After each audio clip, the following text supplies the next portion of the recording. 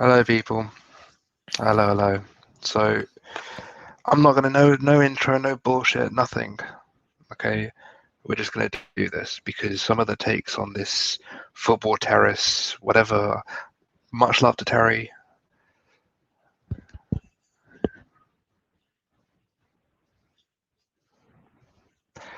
So I just think much love to Terry. Thank you for having us on, and I hope we will continue this relationship. But yeah, so we'll just get straight into this. So we'll start with what was said. So Emile was placed in a future category with top 10 or whatever, top 10 in the world at one point as his ceiling. And we've got people like it was Emile, and we had Saka in that category, and then we had Mason, and we had Foden, and we had someone else. I can't remember. We had someone else in there as well, in that top category. And then below that, we had a list of the players. But people have been saying to me all day, Aaron, George, he's not that good. He's not that good. Okay.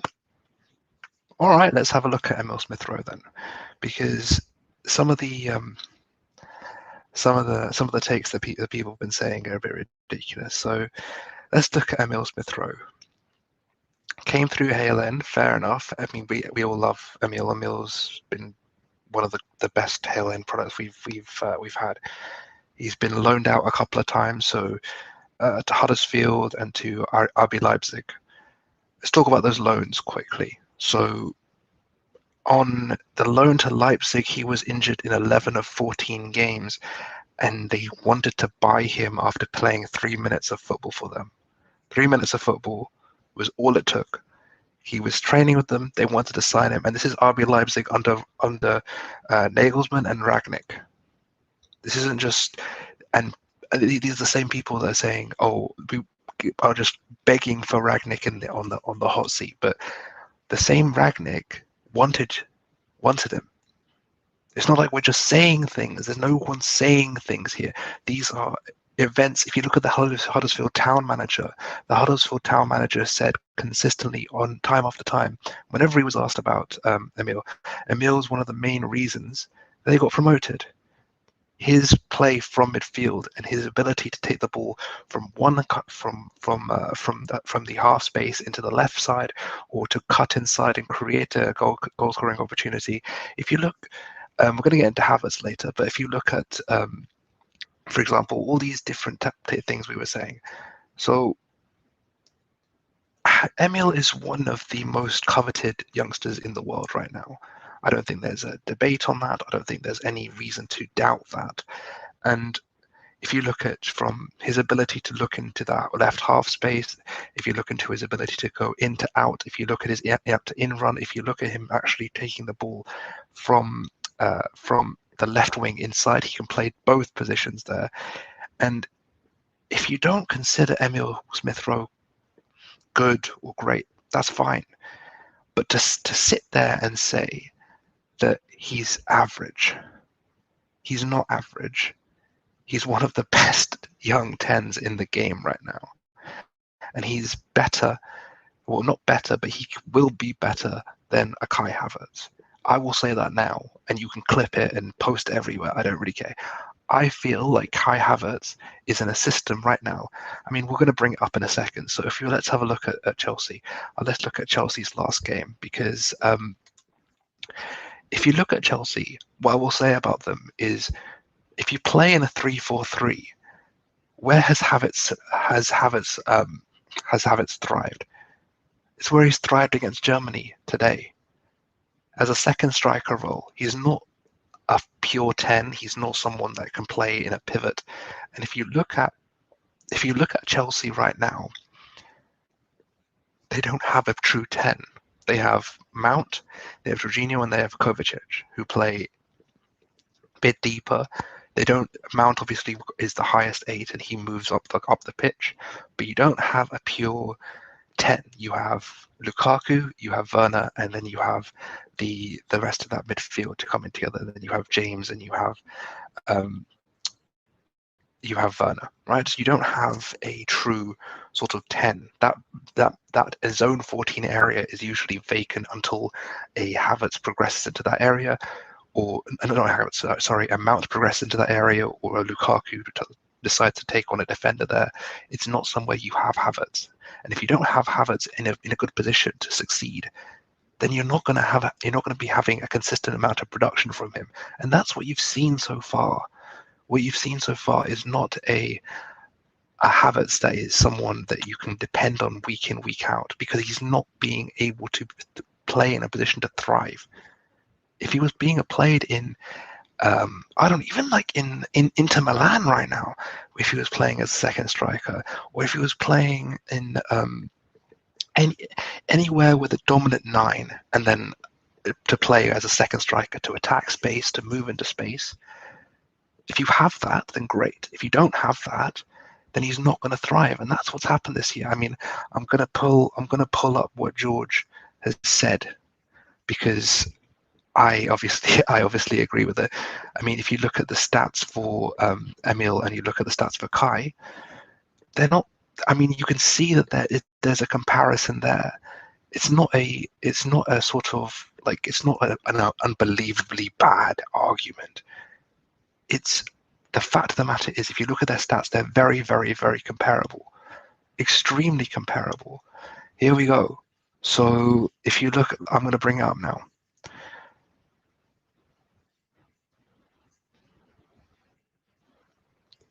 And the thing with this tweet is, it's very clear. I'm going to break down this tweet. So Havertz, the last 2 seasons, so this season that's very young, and last season. Last season apparently is greatest, his best season, UCL win, all this, right? Compare them in the Premier League. Compare them in the Premier League, and this doesn't just cover goals, assists, right? This is goals, assists. This is shot creating actions. So how do you make an action to create a shot? Do you also the amount of non-penalty goals and assists in terms of XG and XA, as well as goal creating actions, so the amount of actions that you produce to make a goal. So this covers your ability to create, your ability to score. These are what you want to do as a forward. This isn't just like, oh, it's just goals and assists. This is what you want to do as a forward. Look at the numbers. Havertz, 7 goals and assists in 27 games, 47 shot creating actions, non-penalty XG&A 7.8, and then goal creating actions 8. ESR in the same season, 20 appearances, so less appearances, 1 less goal assist, only 4 fewer shot creating actions, and 2 less NP XG&A, as well as only 1 less goal creating action. In 7 less games, he's put up very, very similar numbers to Havertz at his best. So let's not have this debate where Havertz is sort of God because he scored in one game. He scored in a game in Champions League final. Well played to him. He played very well in that game. But it's not like a huge debate here. It's not a huge fall off here.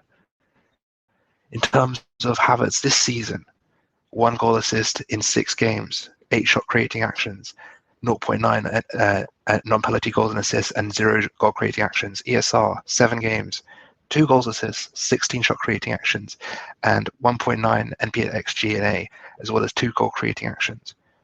It's not like there's, I love you, Hussam, love how passionate you are, but this is not the worst opinion in Terrace history. In fact, one of the worst opinions in Terrace history is thinking that there isn't a comparison here, because there is.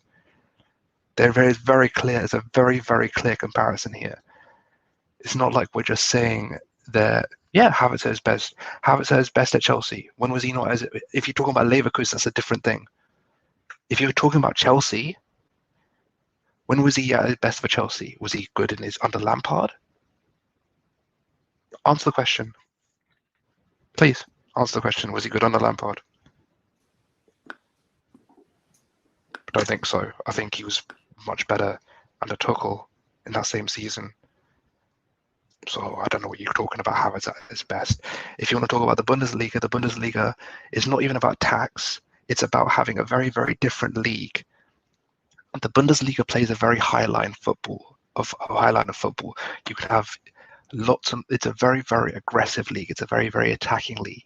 So you have players playing the center of the high line. So playing off the ability. You have the players playing off the last defender, and you have a lot more chances to get goals and assists in the Bundesliga. It's not about attacks. They say that the league's worse because the league is comparable. Bayern Munich have won the Champions League in the past 2 years. So to say that it's not comparable, yeah, exactly. This is my point. The football Chelsea play do not suit Havertz in any way. So if he moves, right, if he moves to a team that does suit his way of play, then I can agree that Havertz might be better.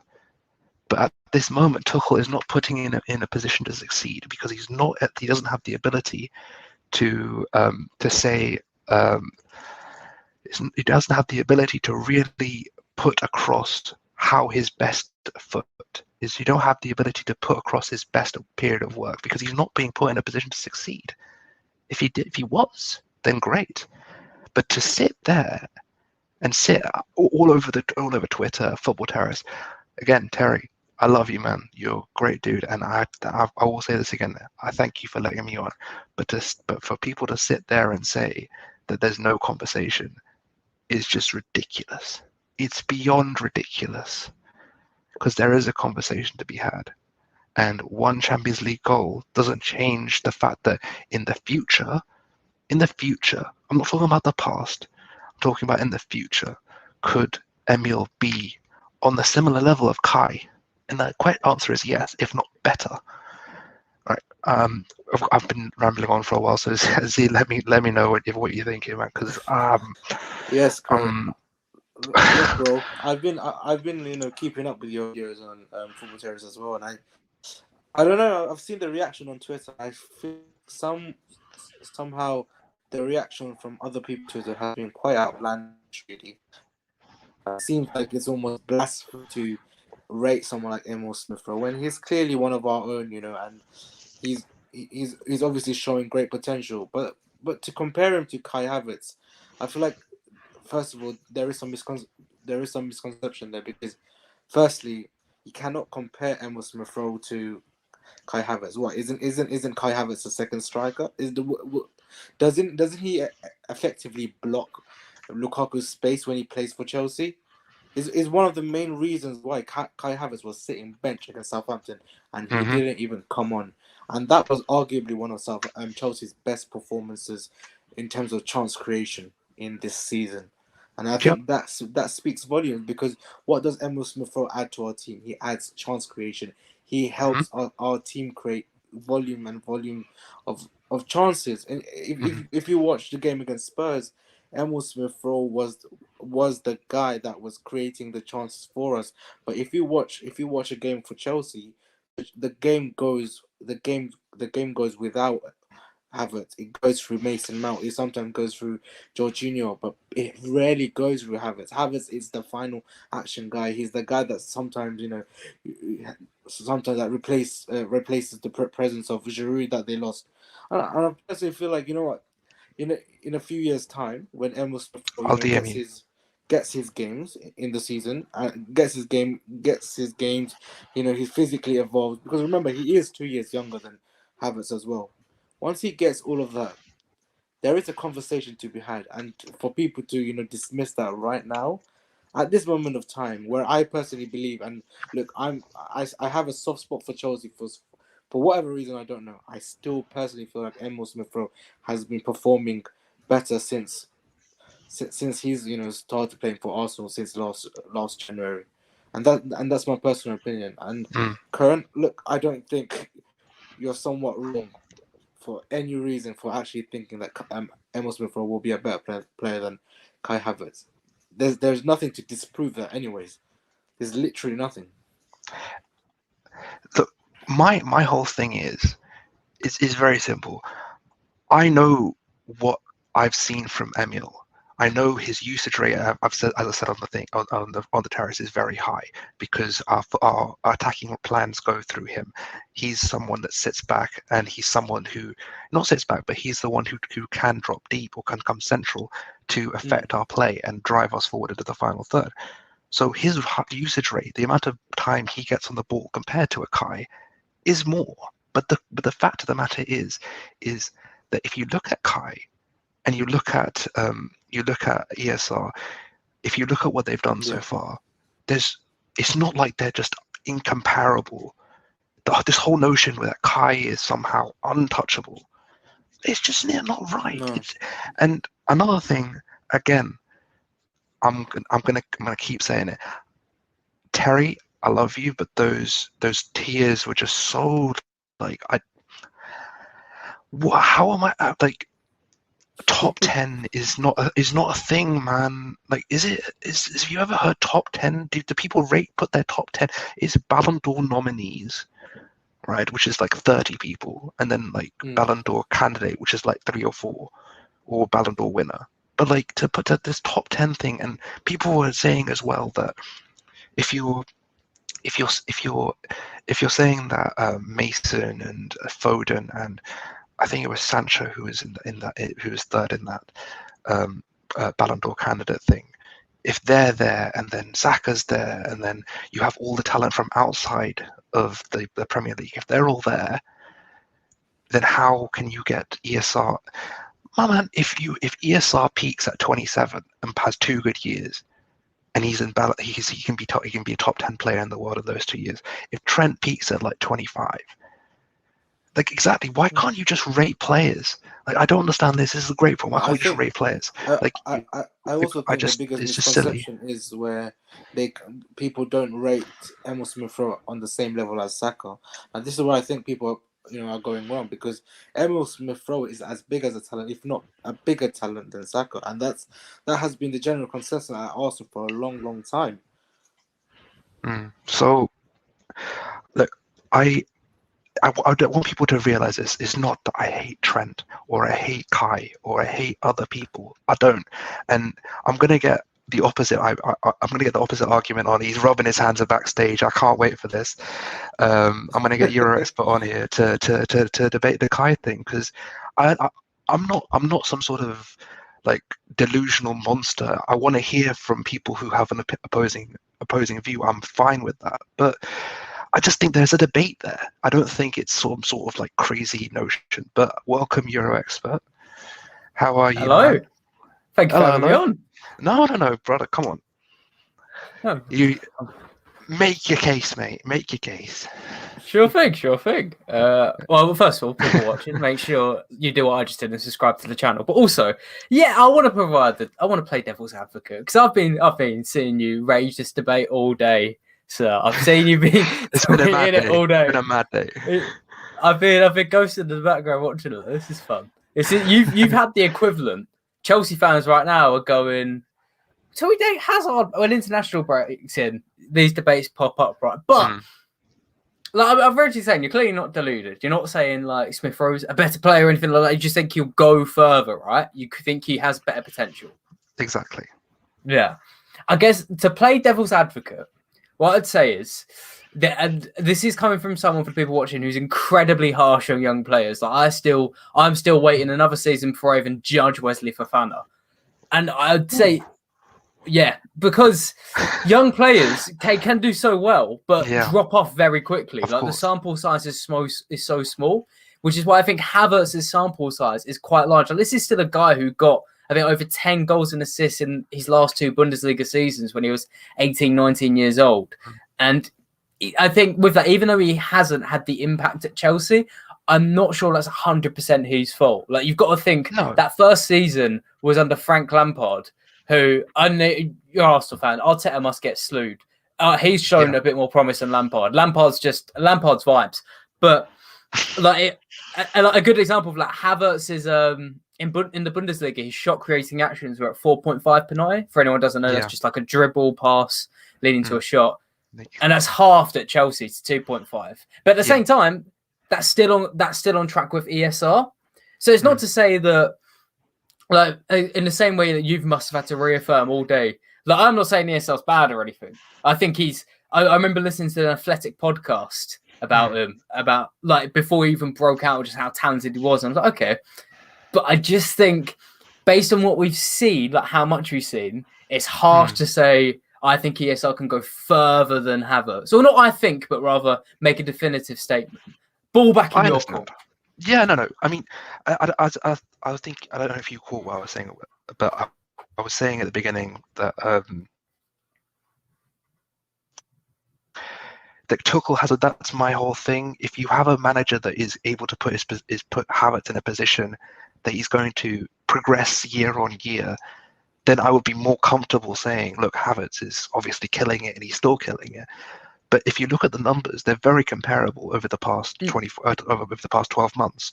So this is my thing. Like, if you're talking about players, if they're put in the right position to succeed, then of course they're going to perform better. But if you don't put them in the positions to succeed, then how would you expect that development to keep going on and on? And that's not what I'm seeing at Chelsea at the minute. Obviously, things can change, and this is all projection and all opinion. But to say that there's no debate there, that's my issue. You know what I mean? Like, my thing is, like, have that debate. But I don't know if you saw the original show. I'll tell you the categories, right? The categories were Ballon d'Or winner, top 10, world class, good to average player, and then average. Like, put someone top 10 in, like, it was a very weird situation, because I personally think that he's a Ballon d'Or nominee, has that potential, but I don't know top 10 in the world. I don't think I've ever done a top 10 list of, like, you know what I mean? It's not something that I do. So in that position, I think, you know what, I'm gonna, like, as fans, we should be able to back our players. You know what I mean? You have to back your man. You know what I mean? You can't just say, no, he's average. I'm not going to say that. Like, we had Brian Gill as one of the options. We all Which was the biggest offence on that list. That was disgusting. We all put him average. No, it's disgraceful. I guarantee there was no Spurs fan on that podcast. There wasn't. There was 3 United fans, 2 Arsenal fans, and a City fan. So. All right, but I'll hop in there, because I think it's an interesting thing you mentioned there, and I'm in agreement with you. I think there is 100% a debate of which player could go further. I guess where the disconnect would be where I think there's no debate in terms of who has shown more, because Havertz has clearly clearly achieved more in the game. Clearly got a larger sample size. He's got a Champions League medal. Yeah, you know what I mean? Yeah. But to go on your side, I do think at the moment ESL is in a better position to thrive. I was talking to Lawrence Ascoli and CFC Pius the other day on Lawrence's stream. We were discussing Chelsea's recent issues at taking down like some really good defenses, and I posed it to them. I was like, I don't really understand where Havertz plays at the moment, because if you have Lukaku up front always. Tuchel's forming like a 3-5-2, and Lukaku and Werner look like a great front two. And Werner's been brilliant so far this season. He's a great outlet. And if you have those two, that means you've got the likes of Mount, Ziyech, Pulisic, Hudson-Odoi, and Havertz all fighting for one position. So my worry for Havertz is it's hard to tell what he is. In fact, I was looking at like the stats this season. He's yet to make a pass into the box or a cross into the box. Which, like, in 690s in the Premier League or something like that, is pretty. He started the season slowly, and Pius's argument was. I'm going to pull something. I'll pull something up for you. Go on. I'll pull something up for you. To keep talking, man. I'll pull something up for you. Go on. Because right now. I was going to say, Pius's argument was Havertz starts the season slowly, but my thing is, right, I'm not sure where Havertz's position is long term. Where with ESL, you can definitely tell like he's thrived off the left and he's thrived down the middle. So I think he's got a better home in that Arsenal team, right? But here we go. What's coming up? What are you about to show me? Can you see? Yeah. Minutes played. Havertz played one pass. Okay. Yes, I saw this. Yes. You I need will to say see this. this. Yeah, I will say this in fairness. I think he played. I think a few of his games were when Lukaku was on the pitch. I don't think they've actually played together that much. And also, I'd be more worried if any other player there hadn't made a pass to Lukaku. Because I think Havertz isn't. It's kind of what I was going back to, and it's not necessarily completely defend Havertz, but he's not the player to make the link passes into Lukaku and race him behind. No. That's a Werner thing. So it's an issue of where. But I'll tell you why I brought that up. I'll tell you why I brought that up is my issue now is when you bring Lukaku in, how do you fit the two of them together? It's not about dissing Havertz. It's about where do you put Havertz with Lukaku. That's my issue. And maybe you can respond to that. I don't really know. Oh no, I don't know. In my opinion, I don't think you can play both of them together. Like it's weird. I think the only time that would make sense is if there's a very deep block and there's no space for Werner at all. So you may as well play Havertz there, but then I'd probably want two creators in. So I'm with you. And I don't think, even if there is a time and space, I mean, Tuchel's got Ross Barkley in, for fuck's sake. I mean, I'm pretty sure he could fit Havertz in somehow, but that time, that space is not going to happen every game anymore. Like his minutes are going to be limited. So I understand where you're coming from in terms of who's going to develop better. Yeah, I mean, there is obviously the main thing I want to get across with this whole thing, with this whole whatever it is, massive. You know how they always say you're trying to go every day on Twitter to not make that day about you. Like you're like that's been George today basically, and I was obviously there. So and I mean, it was an interesting conversation because there were takes I'd agree with, there's takes that I disagreed with. But there was one thing I will say is if you go on any show, I'm sure. I mean, has anyone figured out who you support yet? Because I don't know.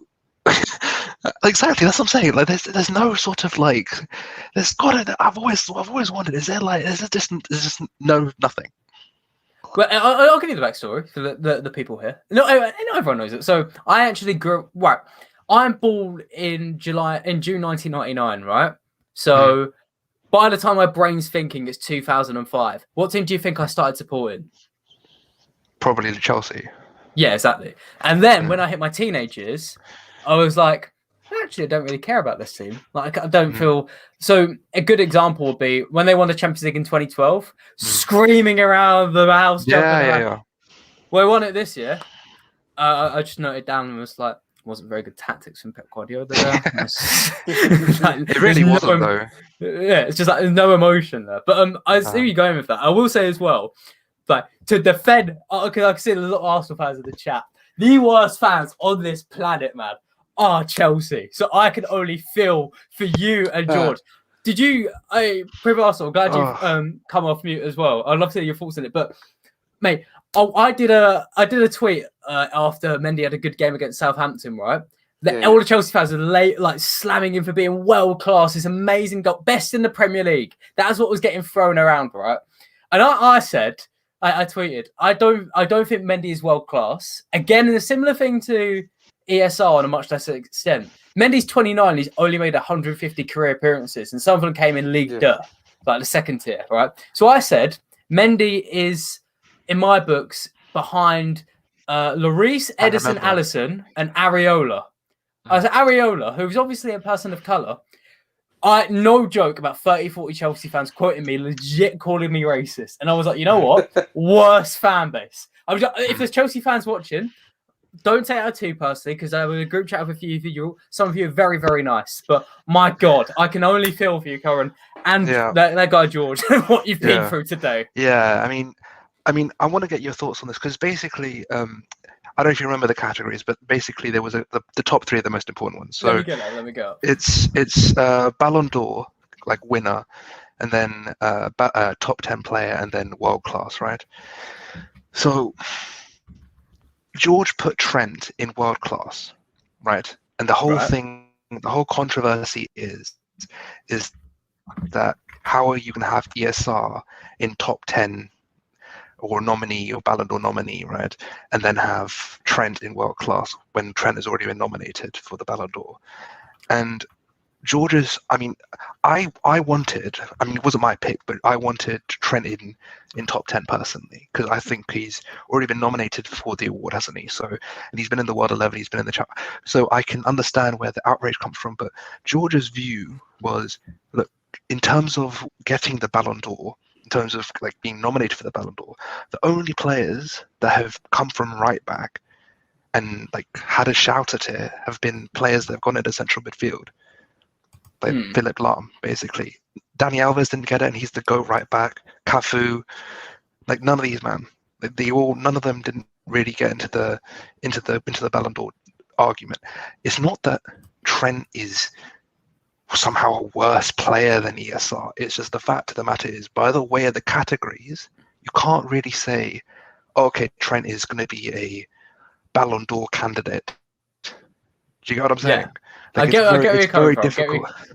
I get where you're coming from, but I'll hit you with two counters. Not that I disagree with what you're saying. I think it's hard. It would be very hard for Trent to win the Ballon d'Or because he's not a quite attacking player, even though he does a lot. Yeah. The two counters would be one when you're doing a tier list, when you have categories like Ballon d'Or, top 10, average. I wouldn't be putting too much thought into it rather than that's what I think. And also too, I've seen the debates today, but I didn't realize it came from that chart. I saw that thing as a screenshot on Bad Football Take. So that reasoning, I guess you have to be aware of. It's going to be cut out. I hear what you're saying though. I hear what you're saying with that. Because the thing is, and the other thing I was getting at the end of that, towards the end of the stream when people were calling in, we had one Liverpool fan coming in, Hussam. I love you. Oh yeah, love Hussam. But you had a meta here, okay? Because what's happened here is we've had Hussam come on, shout at me saying that ESR is not going to be as good a number 8 or number 10 as Trent would be if he went into midfield.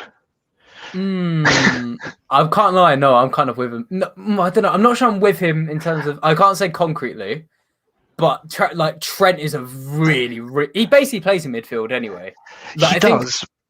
I know what you're about to say. It comes from the fact that as a right back, he moves into midfield, so it's kind of unexpected. Like it's not like his position's very ill defined. But like if you're talking about his, I guess, creative ability, it's like at least so far this season and in 1920, I don't think it's ludicrous to say like Trent, because Trent genuinely could be one of the best. He's only 22. He could genuinely be one of the best players ever in midfield. He could be, but the fact of the matter is that he's played there once in his life. No, but he's in professional football. In the youth. And the fact of the matter is he was actually removed from his midfield position because of the way he to play in midfield. You know, the things that came out when he was playing in midfield was the fact that he wasn't too involved on the ball, and the game used to go right past him. And the fact was that he needed to, be on the wing for him to actually, have an effect on the game, which is why they ended up, moving him to right back. So the argument that he can come in and play as an 8 or a 6 or wherever, I just don't see. And I think even Southgate, tested that, and he called it quits after 45 minutes.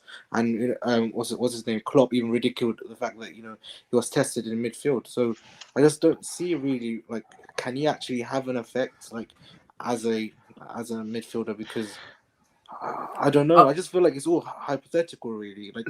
I don't think he will end up there. Let me just give my quick reasoning why I don't think he's even if he does end up there, I don't think he'll be as good as Emile. It's just like when you're playing at right back, your scanning is completely different. Your scanning is not. You're scanning from a touchline basis. You're scanning 180. When you're playing in an 8, you're playing in a 10.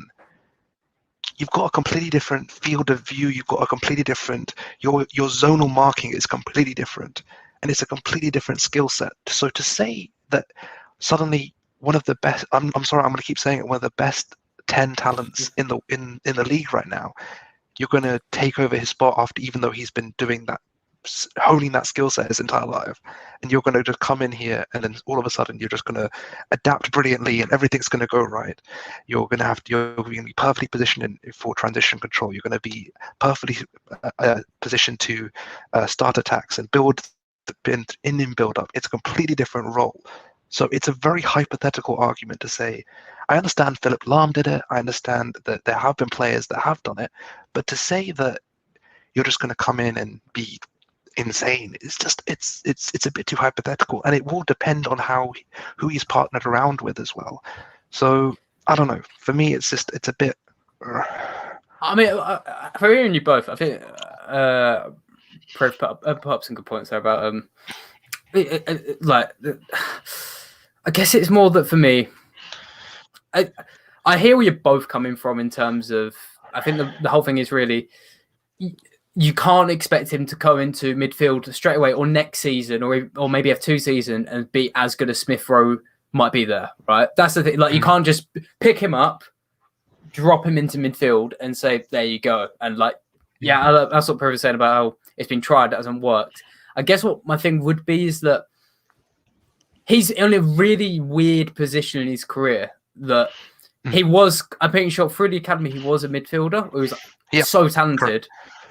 And as Priv kind of outlined, get into the team and really start playing well, he was put into right back. But now he's kind of outgrowing that. However, I don't think it's too hypothetical to say like he might not be as good in a different position. I mean, I know it's quite different, but there are other players who have adapted. Like his teammate Fabinho. Fabinho was a right back at Real Madrid and at first Monaco, and to the point where he wanted to get in his contract at Monaco, where he would never be played outside of right. He did not want to be played in midfield, but now he's one of the best midfielders in the world. So there's no competition there. So I think that's living proof that it can be done. But I hear what you're saying. It's not as simple as picking him up and dropping midfield and expecting him to go. But it's definitely worth saying, like, this season, Trent is not like, I have his heat map up next to me. Like, he's not necessarily a Reece James where he's just sticking to the wing. Like, he's coming inside. But Corin, you made a good point. You outlined as well about his field, like the field of view is a good point. Like the technical things, it's hard to consider where a lot of things do change. It's not as simple as just getting on the ball in a different position. Like there's a lot of adaptation, but I do think he could do that. And from what I've seen, I'd challenge the view that he'd never be as good as ESR would be there. I'd also challenge the view that he definitely would be. I don't think never. No, I don't think never. I think never's you can never say never in anything in football. I don't think that's a thing. So, but I would say on the evidence that I've been provided so far, that if you're going to have, if there's an adaptation to be made that's easier or even to be better, it's from left wing to cam, or I hate that stupid FIFA term, to the 10, or from instead of going from right back to CDM. There's an ease of adaptation from to come inside from the wing than there is from going from right back to either if you want to go into a pivot or if the, because it's not going to happen under Klopp. Klopp doesn't want it. Klopp challenged Southgate for doing it. If Liverpool move to under a pivot after Klopp leaves, or say you want to put him as a free 8, or say you want to use him even as a 6. I mean, I suppose I don't think he has the defensive capabilities as a 6, but I don't see that. I'd actually name as a free 8. Yeah, mention him there because like this is what I was about to say. So to interrupt, but like in every different in different teams, there's different versions of midfield. Like I don't think he could be in Brighton's midfield, but do you know, I actually could. I could see him fitting into City's free 8s. That I reckon he'd do a good job in the right, not straight away, but I reckon over time he'd be a good sort of in the position where Bernardo Silva's playing, like in that sort of half space hybrid between the wing and right and midfield, where you're asked to do a lot of pressing, but you also get on the ball in the areas he's kind of getting in at the moment. So like interesting. Yeah, I feel like there's spaces he could flourish. And also for the record, I don't know when you'll move on from it, but I wanted to get out there. Hassam's the one who started this. It's not the worst opinion he's had. When we were on before, he said that Sean Dyche plays the worst football of all time and he'd celebrate if he got relegated. That's the worst opinion he's ever had. Oh, Jesus Christ. No. The worst opinion he's ever had was no. The worst opinion he's ever had was what was it? That Salah. What was it? CK, you remember? Salah We and said Kenny earlier today about Salah and Salah Kenny being Dalglish are like. better I think it than was someone being. Thierry Henry. What was that, CK? Salah and Kenny Dalglish are better than Thierry Henry. Oh, that's controversial. Nah. I know. Even if I wanted 1,000 likes, I'm never tweeting that. But like, for me, I didn't get my point on Emile and Havertz. But like for me, even I think in the future Emile will be better than him, and I think even right now, like 2021 October, Emile is better than Havertz. I think I'd agree with that. In comparison to them two, I think I love Havertz, and I've spoken about it before, but like I think when you compare them, I think Emile is much faster and like more explosive and more powerful running, and as right now, and it's only going to get more because he's still filling into his body, so he's only going to get like more powerful and more fast, and even the statistics support the speed of them two. I think passing in general, maybe Havertz is better, but I think in combination play, like 1-2s, passes around the corner, pass and move, stuff like that, I think Emile is better than him. I believe when Emile fills out, his ball striking will be better, but I've seen Havertz hit a ball very, very clean. And I also think that I like both players, but I really do think that Emile just is better 1v1 offensively and defensively. And even though Havertz is a big talent, I think his time at Chelsea has been very, very poor, even though he proved a lot of good things at Leverkusen. But in Chelsea in general, he hasn't been the same Havertz that they thought they'd buy for 70 mil, was it? Something like that. Before you 72. 72. I've noticed George joined. Hello, George. I've seen you on my Twitter today. So this is a nice way to meet you. But you mentioned about the physical thing. I want to touch on Havertz because I'm not sure how many people know about it. But there's a slight reason as well where he hasn't started off at Chelsea. The last couple of years, he's physically found it difficult because he's got a weird story. He was actually like someone at ESR's height, like quite a nifty playmaker when he was younger. And he got to I think it was 17 years old, 17, 18, and he just shot up. So he's got like the mindset, the sort of the football mind of someone who's like a small nifty playmaker who can burst away in low center of gravity. But he's just been like almost transplanted into a guy who's 6'2". So he like at Leverkusen that was like adapting all the time. So maybe there is still an element of that. And if he was to full out in that body, like to properly get in control of it, like again, like in the same way you said about ESR, we might see a different version of him. Well, yeah, I mean, look, so I'll touch on maybe the Havertz. I don't know if I have too long, but I think you guys have covered a lot. But I mean, when you're looking at Havertz, we kind of went through the statistics, and the ones that I cited, by the way, I did it very purposefully in order to benefit Kai Havertz. And what I mean by that is Kai Havertz is a second striker, okay, in terms of profile. So if you're going to be picking stats that you're comparing between Emile Smith-Rowe and Kai Havertz, you would ideally want to focus on goal and assist, shot creating actions, goal creating actions, or really anything that has to do with attacking the box. And Emile Smith-Rowe has better numbers in those areas. I didn't choose passing tempo. I didn't choose things like distribution, which, you know, would benefit somebody like Emile who's involved in our tempo, and in particular with how we play. We use our left wing as a facilitator. And so he would rack up statistics, which I think are unfair to Havertz because that's not his role. But what I find kind of very interesting when you look at the Havertz debate, Emile is factually faster with the ball and outside of the ball. And so when you're talking about physical potential between these two players, there you go. There's objective evidence that Emile is far faster than Kai Havertz. And this was published in The Athletic. And in fairness, that might come down to play style, though, in terms of Chelsea. Whenever Havertz played for Chelsea, especially last season, generally, like I don't think there was much room for him to run. He was usually plonked up front, and he'd often be the man who's kind of linking play rather than making line bursting runs. Like Chelsea often have to fight against blocks that are incredibly deep. Right? I don't watch Arsenal probably as much as you guys, but my mind would probably say ESR has a bit more room to run rather than Havertz.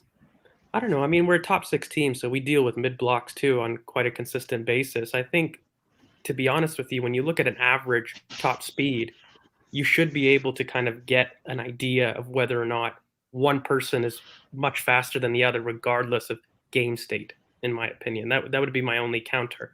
And if Havertz was as fast, like if that comment was so ridiculous, I shouldn't be seeing these statistics in terms of it being such a clear difference. I mean, when you look at Emile Smith-Rowe and you compare it to Kai Havertz, you're talking about almost a 3-kilometer-an-hour difference here. Like, we're not talking minute statistical differences in terms of their top speed. Like, there's a very big difference in terms of their top speed. And so there's factual evidence for it. And when you're looking at technique, I agree with CK. I think he's better in tight spaces. He's shown an ability to attack space far more. And when you're really looking at a lot of the physical and technical differences, it begins to kind of. I didn't see where it looked like 1 kilometer. Havertz was like. Well, Emile Havertz is 31 and ESR's.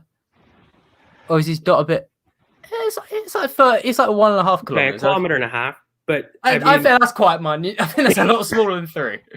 Yeah, it is. It is a lot smaller than 3. But to be fair, to be that much larger in terms of an average top speed, again, this is taken from data across the entire season. So it's not as though it was taken from a small sample size, right? That becomes the difference. And by the way, Havertz had far more game time. Like, Emile was injured up until December. All of these statistics that we're looking to compare, it's really not fair in Emile's case for much of it, because we're only taking half the season and he was injured for half of it. And I didn't. But in fairness as well, would like to play devil's advocate again. ESR, I think ESR was probably last season. I think it's fair to say last season was his best season. Whereas I don't think it was his best, and I don't think it was Emile's best either. No, I mean, no, I'm not. I'm definitely not Havertz. But when was Emile's best season? Well, Emile's really only been in youth football. I mean, last year was his debut season, and yeah, exactly. So, but it's like it's not had that season being his highlight. Whereas last season was definitely Havertz's worst. Like, I saw the stats you posted. It was like definitely the Premier League. Havertz has not been up to it, and we were talking about before how he's not. Like, he's in a position where he might not go on to do much at all. But in the Bundesliga, well, obviously I know it's a bit different, but it's not like people throw around lots of terms. But the Bundesliga tax really is that a striker or player can be expected to score 2 less goals. That's the difference between the goalkeepers in post-shot XG over the past 4 years. Did a study into it. And Havertz there, like, his shot creating actions, I think shot creating actions last season, said it earlier, it's half of what he was averaging in the Bundesliga. That his stats were far worse at Chelsea. And that's not, like I said, if he keeps this up, then whatever. I mean, it doesn't mean anything. ESR's clearly better. Say, though, Havertz was better equipped, having had a taste of adult football in the past, to give him the best platform to succeed in the Premier League, as compared to Emile Smith-Rowe, who hasn't played adult football. Again, but did Emile Smith-Rowe get COVID and have to move into a foreign country and deal with Frank Lampard's tactics? You mean Havertz? Yeah, Havertz. Yeah, did Emile Smith-Rowe have to deal with things like that? Go move into a new country, learn a new language, going under Frank Lampard, which essentially of like 4 to 5 months. And like, I don't think last season was as much in Havertz's favour. Like, I definitely, I hear where you come from. Like, he's had the top 5 league experience. Like, obviously, he's gonna have some advantage, but equally, there were some mitigating circumstances which took away. Because didn't Tuchel come at the same time that Emile Smith-Rowe was introduced to the first team? Like, this is another thing that I'm really struggling to understand. When was Emile Smith-Rowe introduced? Like the 26th the Chelsea game. December, Boxing Day. The Chelsea game. Yeah, Boxing Day, Tuchel came beginning of February. Oh, okay, a month later. And he still had 7 or more games, which, in my opinion, he's had more opportunity to shine. And so it's really quite negligible, in fact, in terms of whether you want to take your COVID, in terms of a full season. Havertz had the opportunity to shine, whereas I would argue Emile didn't. And in that same time, the statistics in those first seasons, they're comparable. It's not even that one is really, Havertz is technically better when you look at those numbers, but they're very comparable. And then when you look at the start of this next season, I mean, the difference is quite stark. And of course, this season he started awfully. This season, that's the real crux of it. Like, I missed it earlier, but I said to Corin, people saying there's no debate in it. There's definitely a debate, I think the issues I'm would gonna take this come off in. now. Yeah, the issues that come in would be where I think where there is no debate is in the if you were to argue who's shown more to end up being like a better player, where Havertz has had he's proven himself in the Bundesliga over multiple seasons. He's proven himself in European competition. Smith He's in Rowe the sample German size team. is smoke. Yeah. Yeah, Smith compared to Smith Rowe sample size, there is no debate there. But I agree there is 100% a debate in terms of the talent there and what they could go on to both achieve. Yeah, But that's the I think actual struggle debate, that I though. get is like an Emile Smith Rowe, for example, in Germany. People say that he was loaned. He never played. RB Leipzig, he never played. He played maybe 3 minutes, I believe. He got in total. injured. And That's why. yeah, and the issue was he was injured the entire time, and then Leipzig still wanted to buy him, and so that loan doesn't really count as top I said that already. It really doesn't make sense. I mean, facts, yeah, but that wasn't. I don't know. That wasn't really the point I was referring to. Like, it just supports it in terms of Havertz has shown more, like in his career. To like, if I was basically the point I'm saying is, if I was a betting man, like if I was just going, okay, if I was being plain and boring, and I had to bet on one of these players to, I don't know, win the Ballon d'Or, like whoever, like if one of them was going to win it, I'd be betting on Havertz purely because of the sample size, just of what he has achieved. I think there isn't a debate there. He's clearly achieved far more. However, as I am engaged in definitely in that debate of where it is. I think it's free, like me, Carol, have reaffirmed of who has more talent and who could go on to achieve more. I think this season, what it's looking like, I think ESR is definitely set up for a better season than Havertz. Like we mentioned it before, Havertz is yet to make a pass or cross into the penalty box at Chelsea. I think he's only completed like 8 carries, which is okay. I don't see how he fits into the Chelsea team regularly either. Whereas Emile Smith Rowe's got a clear, defined spot where he could continuously play. Yeah, I mean, look. For me, I don't think it. Yeah, go ahead, Trent. No, for me, it's quite clear. I was saying to you before, mate, is I don't see a role for Havertz in this Premier League right now. I don't really, unless he moves to, I don't know, a different team. Maybe he goes to Newcastle. Who knows? Like I don't really.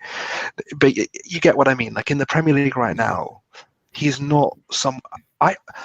One of our good friends, Hassan, said to me earlier is he might go to Dortmund. I think that's a good shout because I think the Premier League, it just, unless there's a new manager, which is Chelsea. I mean, it could be It could be a new manager in about 3-4 months. It's like a physical maybe and system thing where in Chelsea it just doesn't fit with Lukaku, and he's weird with Mount and Ziyech. To be honest, he doesn't combine well with all 3 of them consistently. And then there is no way buy Lukaku for nearly 100 mil. Star is trending because he scored. But if you're gonna buy Lukaku for 100 mil, still he's gonna be prioritized more. Than Mount is like the star boy. So them two are already prioritized more than others. So he's never gonna get like the role needed for him because I don't think he combines well with Lukaku, and the stats even prove. I just want to say one quick thing as well before I let George go is, I don't think by saying that I prefer Emile, it doesn't mean that I think Kai's a bad player. I think he's a I think he's a very, very technically secure player, and in a team that is not even built around it, that facilitates what he needs. As I was saying to you earlier, mate, is he's not put in a position to succeed in this current Chelsea team, and I don't know where he would be, because I would love to see him in a 4-2-3-1 or even a 4-4-2. I would love to see him in Leicester. I would love to see him next to Vardy or something like this, where you could literally have him as a second striker playing off the main man. I would love to see him in different teams, but at this moment in time, there isn't a role for him in this Chelsea team. And if I don't see him in a role, I don't know how he progresses to that level where he can be in the Ballon d'Or conversation. I think that's a fairly, you know what I mean? Yeah. Like he can be this Ramonta, I can never say it, Ramonta player like Muller, like people have put him as. Like, well, that was my favorite. Thank you. I can never say it. Yeah. That was my comparison in the video. Like I very clearly said, for me, he's a second striker a la Muller in terms of what you're looking for in order to see him at his best. In fact, Emile, like they're very different players, fundamentally in terms of if you're trying to compare things. And in fact, they would work quite well together in the same team. But for me, the question had always been, is there a level of EPL adaptation that I can guarantee? And fundamentally to date, while one may have had a prior history of exceeding, there really isn't that level of translation in the Premier League where, for me, the best fair comparison between the two, because one has been injured, and I don't really use that as a stick to beat him with. Emile, he was booked in order to have a very good impact in adult football, but he's been injured for quite a while. And so for me, the fairest comparison is the two in the same league. And ignoring squad quality difference, like I feel as though what Emile is achieving in this Arsenal team is quite significant when you're comparing it even to Kai Havertz, where, while the role may not be ideal, he's dealing in a much better players. He's dealing in dominating the ball. Like, you're not dealing in transitions as much for him. He should be able to get on the ball far more than Emile is, particularly with how they dominate possession. In fact, one of our biggest critiques as an Arsenal fan is we don't dominate possession enough. Yeah. And so there's less opportunity for us to be on the attack. So I would imagine that Kai Havertz has a greater opportunity when playing to exert his dominance, and I just haven't seen it yet. I'd have to disagree in terms of that, look, because I think with Havertz, if he was a player like Mount, he's the one who's really getting on the ball. Whereas Havertz has continued, like last season, he was mainly the front man. But even when Werner was on the pitch, he was the guy making runs in behind. Havertz, especially when teams sat deep, Chelsea may have won the Champions League. But one thing they were worse than Arsenal at, and worse than a lot of teams, was their chance creation. Lots of people will say, oh, they racked up this amount of expected goals. If you look at the expected goals per shot, which for anyone who doesn't understand what that is, it measures the quality of shot per shot, right? Chelsea's average shot had the same quality as, I think it was West Brom and Everton, I believe, last season. It was like 0.11 per shot, whereas Arsenal's, I believe, was 0.13, which sounds like minute, but it adds up. And it does show that Havertz, if he was the Mount, like getting on the ball to try and create chances, he would have got on it more. But I think one of the issues that plagued him was the fact he was meant to get on the end of chances when the chances, one, weren't good, and two, like, I'm not denying, he was out of form. And I was gonna mention it now quickly before I don't get a chance to. I think one of the big things that counts against Havertz, like this counts against him for me. Even though we've discussed, like, he's a second striker, maybe he's a bit more of a fielder. No, he plays up front. No one actually knows what he is. I don't even think Tuchel knows what he is because he's played him in different forms. No one can quantify exactly. We know what ESR is. He's a 10 and he can play wide. We don't know what Havertz is, and he doesn't provide enough of one like specific statistic to show he's a creator. Nope, he's a finisher. No, he's a ball carrier. He doesn't do enough of all of them. So you look at him and you think there's clearly talent there, but I'm not 100% sure exactly what you're good at, which makes it hard to compare him. I wanna just quickly, before we do head up, because George hasn't spoken on the Trent thing, so I want my man. No, don't go. We don't. Yeah, I mean, I had my take. I was talking about with your expert here about the scanning issues, about the attacking build-up issues, about the transition control issues that I feel that Trent, it would be a very much a stretch to put him in that sort of 8 role and say he's going to dominate like Emile would. And that was my personal issue when I was trying to get on across on the terrace when Hussam came on. You weren't there when Hussam came on because you had dinner with your family, which is fair enough. So go for it, mate, because that was a funny take for me.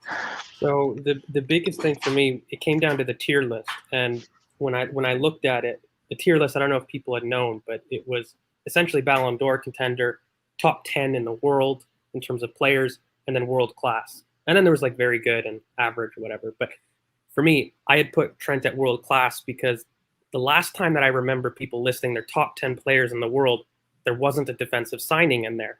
And that didn't just go back last year, the year before. It literally has happened for the entire history, bar Philippe Lahm was the only time, in my opinion, and that was subjective, that he could have cracked kind of the top 10 list in a tier list of who is the best in the world. For example, the best goalkeeper in the world for me is Jan Oblak. It's really quite clear. Maybe some other people prefer Allison or Ederson, but I don't hear those shouts in the top 10 lists. So for me, it became a case of, well, what got you in the top 10 in terms of a defensive signing, whether it was left back, center back, right back? And for me, it was players that were able to dominate in different areas. So why I cited Philipp Lahm was he was able to equally dominate in midfield as much as he was at right back. So for me, that was the clearest example that I saw of somebody cracking the top 10 list. And so it became a question with Trent. Do you believe he's able to dominate games in the same way in midfield? That's where I doubt, personally. And that is why I didn't put him in the top 10. Now, for me, Emile, when I look at his projection, I feel as though he has the potential to be one of the best 8-10s in the world. If he lives up to that potential, he's far more likely as an attacking talent to crack the top 10 list. And that was more of my logic between the two. In terms of whether or not Trent can go into midfield, for me, I haven't seen the evidence to support that. In fact, when Southgate did do it, Klopp very famously said it didn't work, and he was not understanding why we didn't keep him at right back in terms of what he's doing. Because look, a lot of people say that he operates technically in midfield, which, by the way, I did say in the video when we were looking at the tape. I'm very aware about where he creates his shot creating actions, where he creates, his entries into the box. But an 8-10 is far more ahead of the ball than what Trent is. When you're looking at it, he operates very similar to how we would operate a Tomiyasu in our own system. He's very much in the middle third, and he's not in between the lines by zone 14 entering the box. He's much deeper crossing into the box. It's a very different role. And so if you're going to project that someone's going to be better as an 8-10 when they're attacking space in these lines that are much higher up the pitch, it is a different role change, and we haven't seen that from Trent. In fact, Trent hasn't done it in the Premier League. So for me, it is a jump. Now, could he? That's a little bit of subjective opinion for you in terms of if you believe you've seen his scanning ability, you've seen his ability to receive between the lines ahead of the ball. A big thing that I really look at Trent is he's receiving from build-up typically from center backs. He's not receiving back to goal and turning players. It's a very different role in an 8-10 compared to what he's asked to do, despite playing in traditional midfield zones. In that right half space, he's very much playing behind the ball and crossing into the box. So for me, if you're going to make the comparison that he could be an 8-10, well, I find it a little ridiculous, to be honest with you. Potentially a deep 8 in terms of a box, but Emile is very much a final third operator. He doesn't operate in the half space like a Odegaard, who's a second phase progressor. Odegaard would be a little bit more of something I could understand from people, but that's more somebody that's deeper. Emile is much more a final third person in terms of his 8-10. He's very much more an impact into the box kind of guy, whereas Trent prefers to cross. Now, there's nothing wrong with that, but they are very, very different roles, and I've never seen Trent ahead of the ball between the lines receiving. Like that's not a role that we've seen him even in this Liverpool side. So it's something that I struggle to understand how you could translate if you haven't seen it.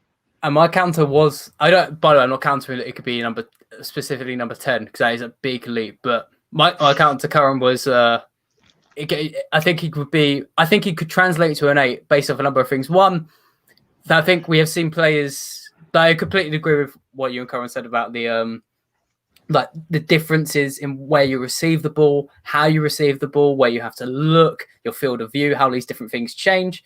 But there are players who have proven it. I mean, mentioned Philipp Lahm, he's someone who's done it. Fabinho in his own side, someone who tried to get into his contract that, repeating myself, because I'm sorry, but yeah, someone tried to get in his contract at Monaco that he could only play right back, but they moved him into midfield and he got out of it there and played well. So I definitely think there is potential for him. And I said to Carol, I hear what you think, George. I said in future, by the way, I'm saying over time think adapt. I reckon a good position for him would be the type of 8 in Man City system where Bernardo Silva's kind of playing in the half space, where he does a lot of defensive work. He's not too reliant getting into the final third. Maybe a hybrid between Bernardo Silva and De Bruyne, where he's going to be doing defensive work and he operates mainly in the half space, the areas he's kind of operating in. What's your thoughts on that?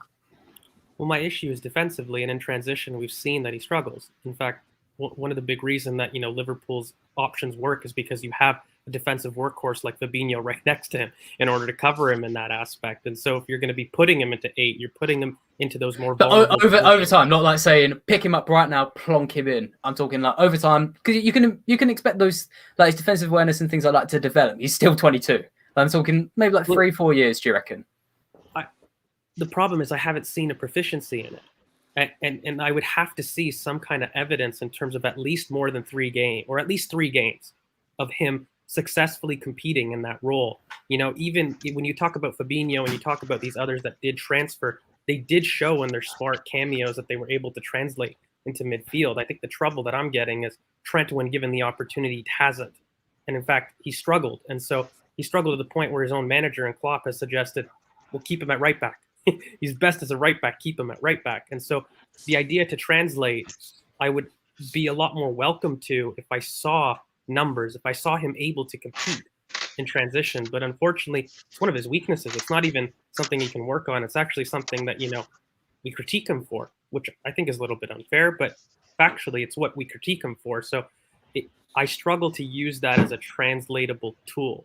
You know, for me, you have to at least show some kind of proficiency in it.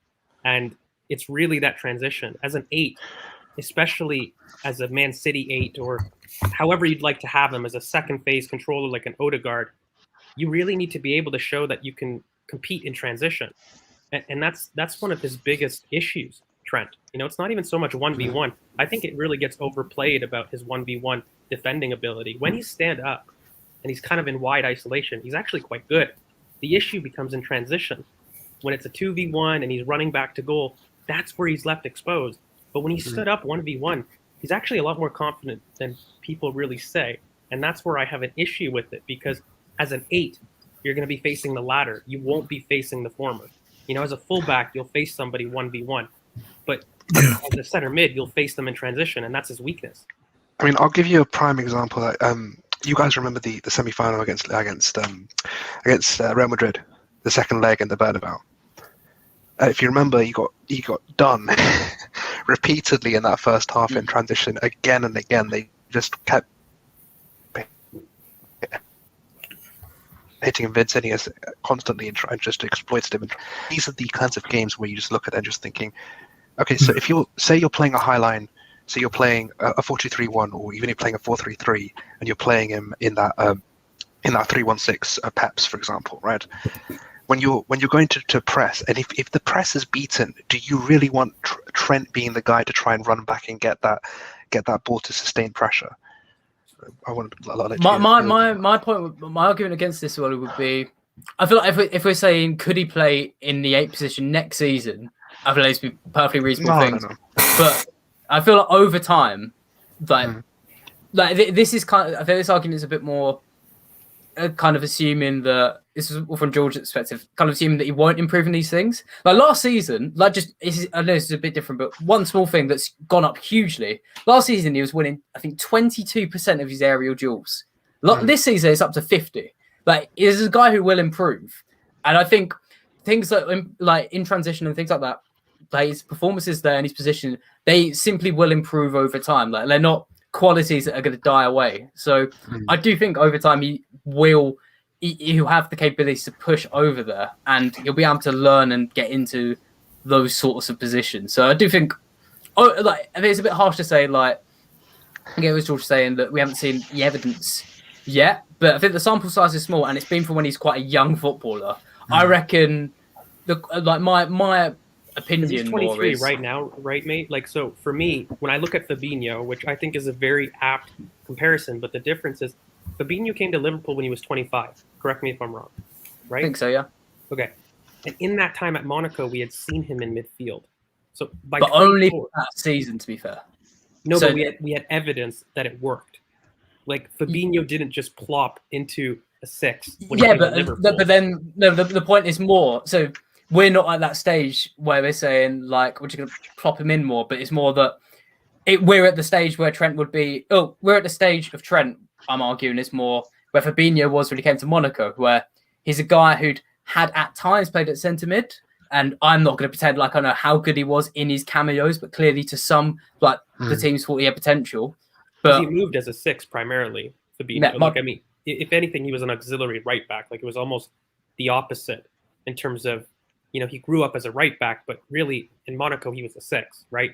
He was bought as a 6, and so for me, well, it wasn't bought. It came over time. When he was bought, he was like dead set, affirmed, I'm playing right back. Like he tried to negotiate into his contract, so he did start as a right back, and it was over time moved into midfield.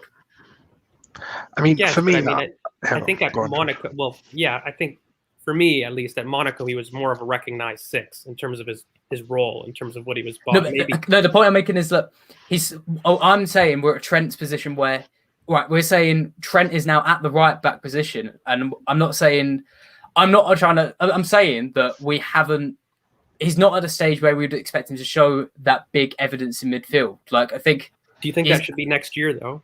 Because he's 23. Yeah, I think it needs to be soon. Yeah, I think it needs to be soon. He needs to over the next couple of years potentially move into midfield, or if he has a future there, if he wants to be there. But also, I mean, this whole debate's kind of come into the top 10. You can't get into the top 10 if you're a defender. I know that was your opinion, but as a fullback. Yeah, but I mean, that's what you guys were arguing about is if the recognised top 10. If we're going to use our opinion, like I don't really care where Trent plays. Trent's brilliant. Like he's a fantastic footballer. He's a generational right back. I mean, he's a generational right back. I mean, the Ballon d'Or is a stupid competition, but that Ballon d'Or represents like the best footballers in the world. He's in that category. I had a very big issue with the tiers, sorry, Kern, because I think like people got misrepresented and they started saying that this was my overall talent ID, and they didn't listen to the video because in the same video I said Trent was among the best right backs, and in my opinion would be the best right back for years to come. Like that's my level of talent. In fairness, I did say to Corin, you put Brian Hill on average, and I can't forgive that.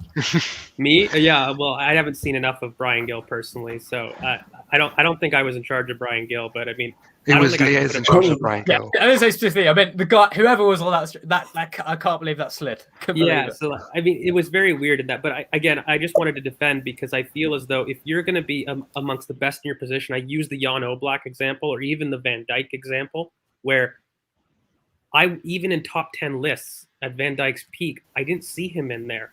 And it's more of a critique on defensive players not getting their recognition. My question would be to you, like from me to you, George, like ignore what other people say, like for you, like in terms of your recognisable talent, would you put players like Van Dijk, Trent into? Well, let's not use Trent for now, a bit controversial. Would you put players like Oblak and Van Dijk in your top 10?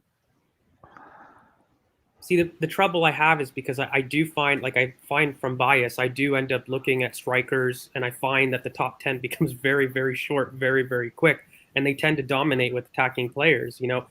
I don't think it's fair, but unfortunately, I can't name within 10 players. There's already 3 or 4 strikers alone that are almost guaranteed every year to be in there, bar the Messi and Ronaldos. We're going to have more of them, in the future. But at that point, it's almost like you have only room for 2 or 3 midfields, period, in the world to be considered there. And you're already cracking the top 10 list at that point. So, no, I mean, for me, my top 10s typically don't include defenders. And I don't really think I have a very good reason for it, bar I probably value attacking players more in terms of those individual awards. Because for me, in 2019, maybe 2018, Van Dijk was probably in most people's top 10s. I think for me, he was in the top 10. Obviously, that year was when he didn't get dribbled past all this stuff. Liverpool won the Champions League, so he wasn't a lot of people's top. He was even sitting next to Ronaldo, I think, at the World Best Player Award, and he won it. So I think that year is probably the year where a defender was very, very well represented at them awards. But it's a one-off, isn't it? It's not like it's apart a from him, consistent he's thing. not been a defender, a centre back, right back, left back. And I guess that's the point. So for me, in order to have like a defender where I'm very confident that he cracks that top 10, for me, I use the Philip Lahm example because I know this boy could do it in midfield as well. So for me, it was almost like it didn't matter where you put him. This boy, there's a level of competency of being able to dominate a game in different areas of the pitch for me that makes me able to say, okay, you know what, you're in the top 10 for sure.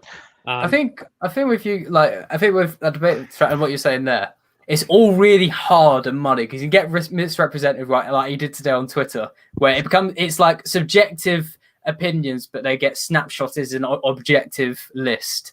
And I think that's the sort of thing that's happened with Havertz as well, where you guys have mentioned different players and things. What I wanted to say from the start, you lot have been fighting the wrong debate. And this is one I might back. I think that Havertz thing, that's tricky. Do you know, I think ESR has potential to go further than Mason Mount. I agree. Oh, that's yeah. I think 100%. both. I think you're fighting the wrong debate. Mount's like, I mean, it's not only because I have to actually say from the start, otherwise I'm going to come to make sure I give the subjective thing. I'm definitely closer with the Chelsea fans who have pointed out Mount's limits in open play and creativity. Mhm. But It's not a debate. I don't know. I think you and the Arsenal fans, you get your armies and fight the Chelsea fans on that. I think that's a debate that's more worthy and a more I don't think it's a comparable one debate. as well. I don't think it's a debate. That's why. No. This is where you get screen recorded. You've got to be open with these Chelsea fans. You get called racist. Be open.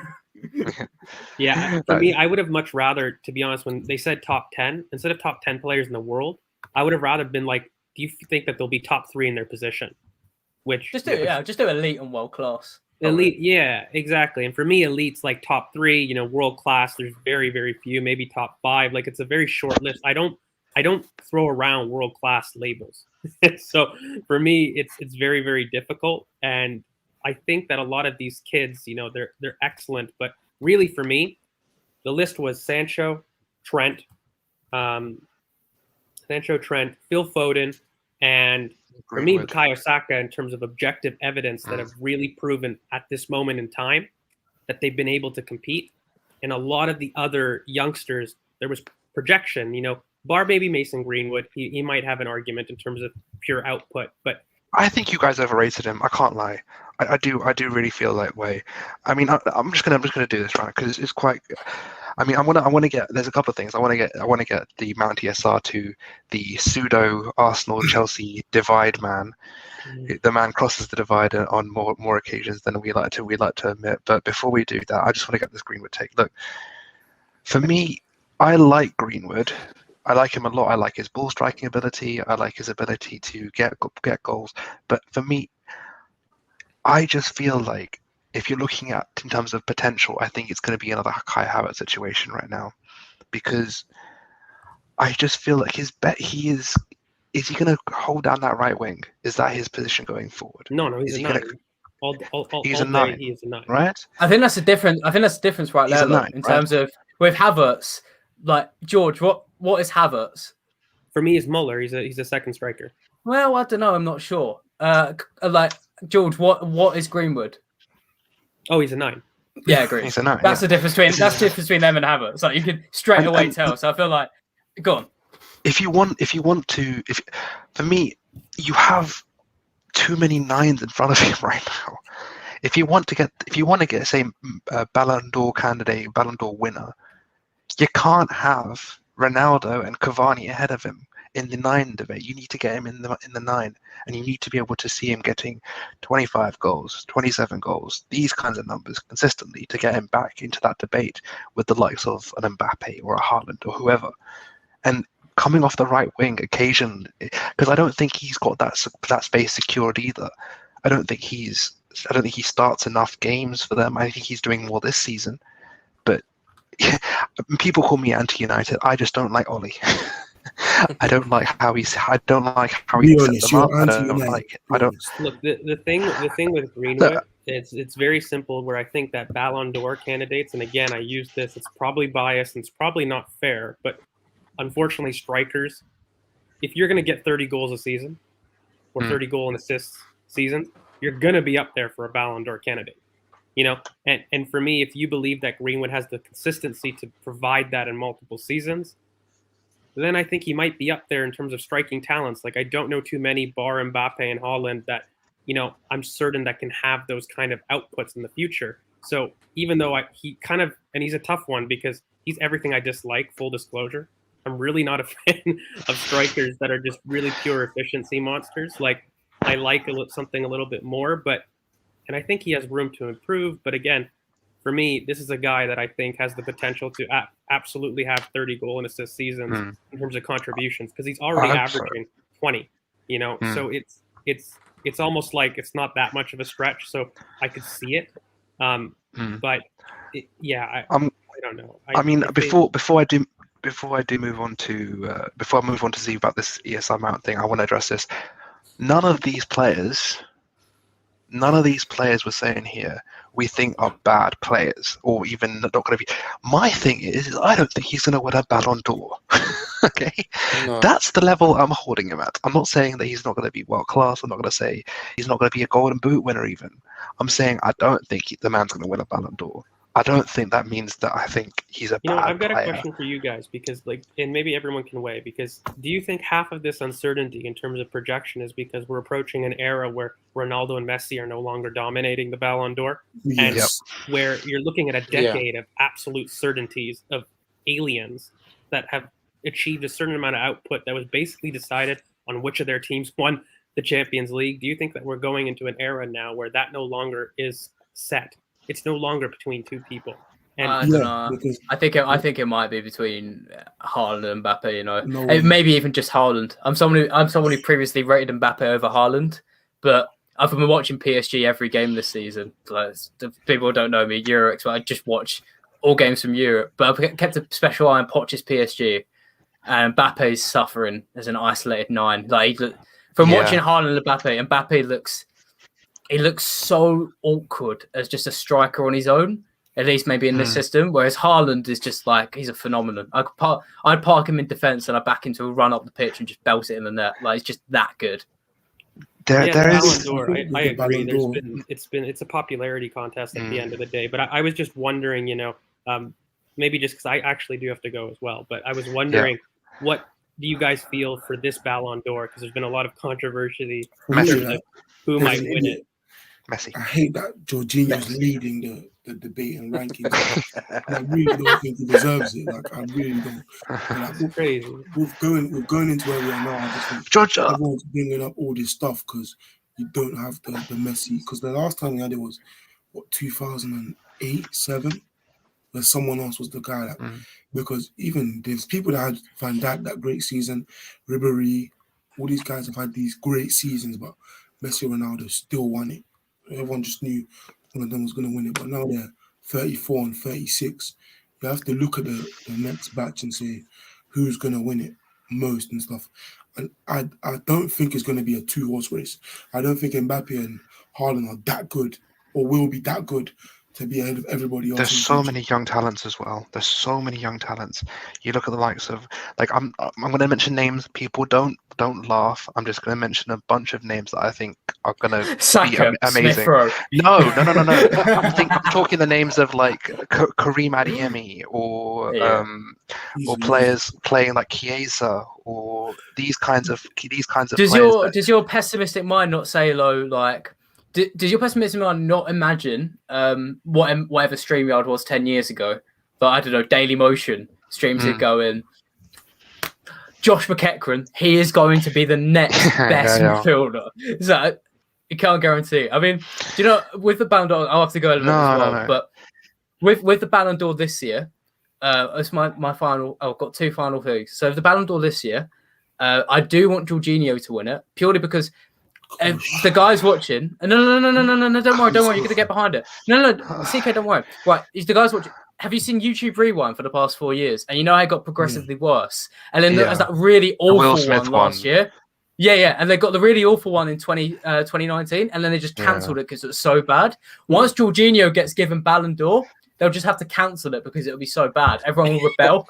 So that's what will happen. That's why I'm backing Jorginho. So they get rid of. You know what it is? They'll just play that stupid bust of that UEFA Player of the Year nonsense, and they'll try and make that the thing. That thing is the most disgustingly awful trophy I've ever seen. And then we'll take that down too. We'll take that down too. And because I know you want to debate ESR and Mount, because I know there will be comments about.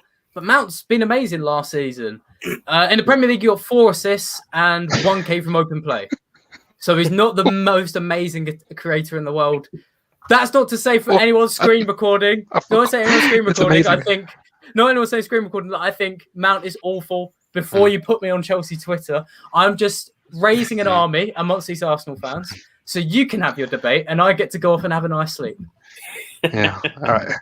Thank you again, mate. It's been an absolute pleasure to come on. I know you just popped up in the comments and fancied a bit of a debate, and I appreciate you wanting to come on. As always, I'll be back on Thanks, soon. I Tony, imagine I'll be back on yeah, soon. done. We're going to be doing a space soon, so I would love to have you back. So, because we do spaces on the YouTube, because the Twitter ones are the most toxic piles of crap I've ever seen in my life. So we do them here, so we can actually control who actually comes on instead of just having randoms just screaming, "Oh, mate, you're a bleep bleep bleep bleep," and then just run away. Before I go, the worst one was I was on I don't know if you guys know. Do you guys know Gem, CFC Gem? I do. Yes. Right. I was on a space with him, and it was organised. And we had a Chelsea journalist. Still don't know his legit credibility, but a guy called Andreas Klossund, a Norwegian guy. And he comes on, and Jen goes, "Right, I'm going to get your questions in." The first guy in, Jem, I just want to let you know, mate, the journalist you've got on is an absolute fraud. He's got absolutely everything wrong. You should never have had him on. To this guy's face, I've never felt so awkward. So I'd gladly accept those YouTube spaces. I'll see you on them soon. Have a good stream, guys. All right. Cheers, yeah, mate. Thank you. Thanks. Thank you for coming on. No problem, man. Bye-bye. Yeah, I don't that know. was For the Ballon d'Or, mate, like, it's got to be Lewandowski. Like, facts. Really? Facts. Like, you're looking at Copa his America. Season. But, mate, look at his season. Like, the goal, he's broken the record. Like, you know how ridiculous. It's a ridiculous method. It's a ridiculous record. The Muller record. It's a ridiculous record. Like, I don't think people are comprehending, because a lot of it was goals too. Like, like it was just probably one of the most lethal seasons I've seen in isolated seasons. Like, it's one of the more lethal seasons, and it's crazy to me, because I feel people that are close is potentially Benzema. He's up there, but I actually think he started this season in far more form, and I'm wondering for maybe the next Ballon d'Or if he is kind of the starting candidate, because what's he at now, CK? He's what, 15 goals and assists, I think, in like 7 games. Mental like that. I'm muted, but Spain in the league has been like 15 goals and assists, but he's been getting some of the internationals as well. Guys, let's let the man. ESR versus Mount, Priv Arsenal Z. I've been trying to get this till like the last 20 minutes. Talk to me, my man. ESR versus Mount.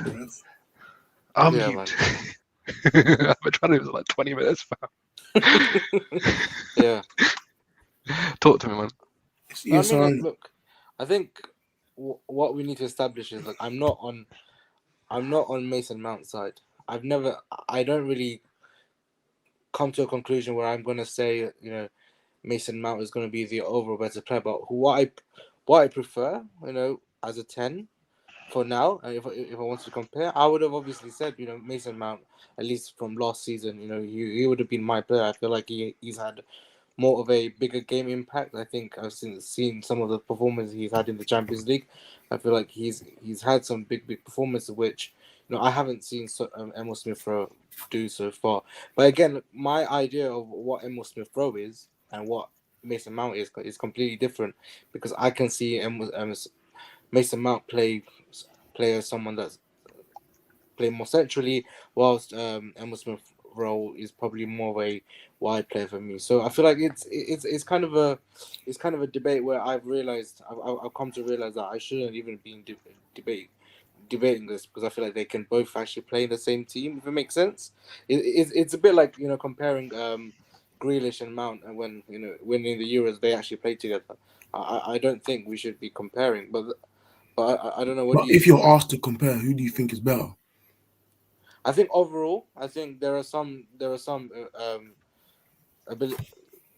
some things that Mason Mount can do better. I feel like his ability on set pieces is a lot better than Emile Smith-Rowe. I think he's technically a bit better than Emile Smith-Rowe as well. But there's a lot more to Emile Smith-Rowe that Mason Mount, that doesn't possess. I feel like Emile Smith-Rowe is more explosive. He can, his ability on the half turn is a lot more effective than someone like Mason Mount. And I think that's something that separates Mason Mount and Emile Smith-Rowe. But for me, it's just the fact that you can rely on someone. You can rely on Mason Mount to to actually make some effect from set pieces, like from corners, something that Emile Smith-Rowe doesn't do so well.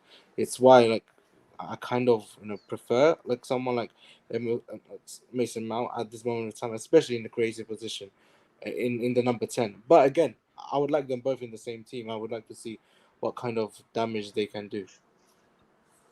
I think when you're comparing the two, fundamentally, so Mason Mount, I'll start with Mason Mount because maybe there's a comment here like bar pace and somewhat dribbling. What is Smith-Rowe better at? Well, there's a couple things for me. I think in terms of half turn ability, his spatial awareness is better than Mason Mount, and namely because he's much more versatile. He's able to play kind of overlapping on the right half space as opposed to the left. I think Mason Mount's much more of an elite 8, whereas he can do the 10 role, but he struggles a lot more. And I think Emile's comfortable and versatile in different areas of the pitch. So I think he's got a little bit better football and positional awareness to be able to do that. Yeah, Emile's also a much better outlet. You can have him on the left wing attacking space far more, and he's a lot quicker with the ball and off the ball as well than Mason Mount. But the things that Mason has over Emile right now is unfortunately a consistent final ball, elite ball striking, and I agree with you, Z. I think consistency on set pieces. I don't think Emile takes our set pieces, so it's a little bit tough for him. But at the same token, Mount's done that also with free kicks. I think Emile's shown it in the youth setup, but Mount has a lot more adult football experience in that regard. So for me, Mount has a lot more ball striking with both feet. He has greater set piece delivery, and for me, he's a little bit more specific in terms of the two, really. And I think Emile, one of the best thing is that you're going to find him improve his ball striking. So I'm not too worried about that. And, his final ball is something he just has to improve on. But those are really the two big traits that, Mason is absolutely leading the way in, so. Yeah. But at the same token, though, you look at Emile, all of his shot creating actions, when I threw up those stats, guys, I didn't just do it as a slight against Havertz. I don't think people are realizing how much improvement Emile is showing in the short space of time. He's already almost equaled his dribbles into the box. Do you know that by his season totals of last year? Do you know how ridiculous that is?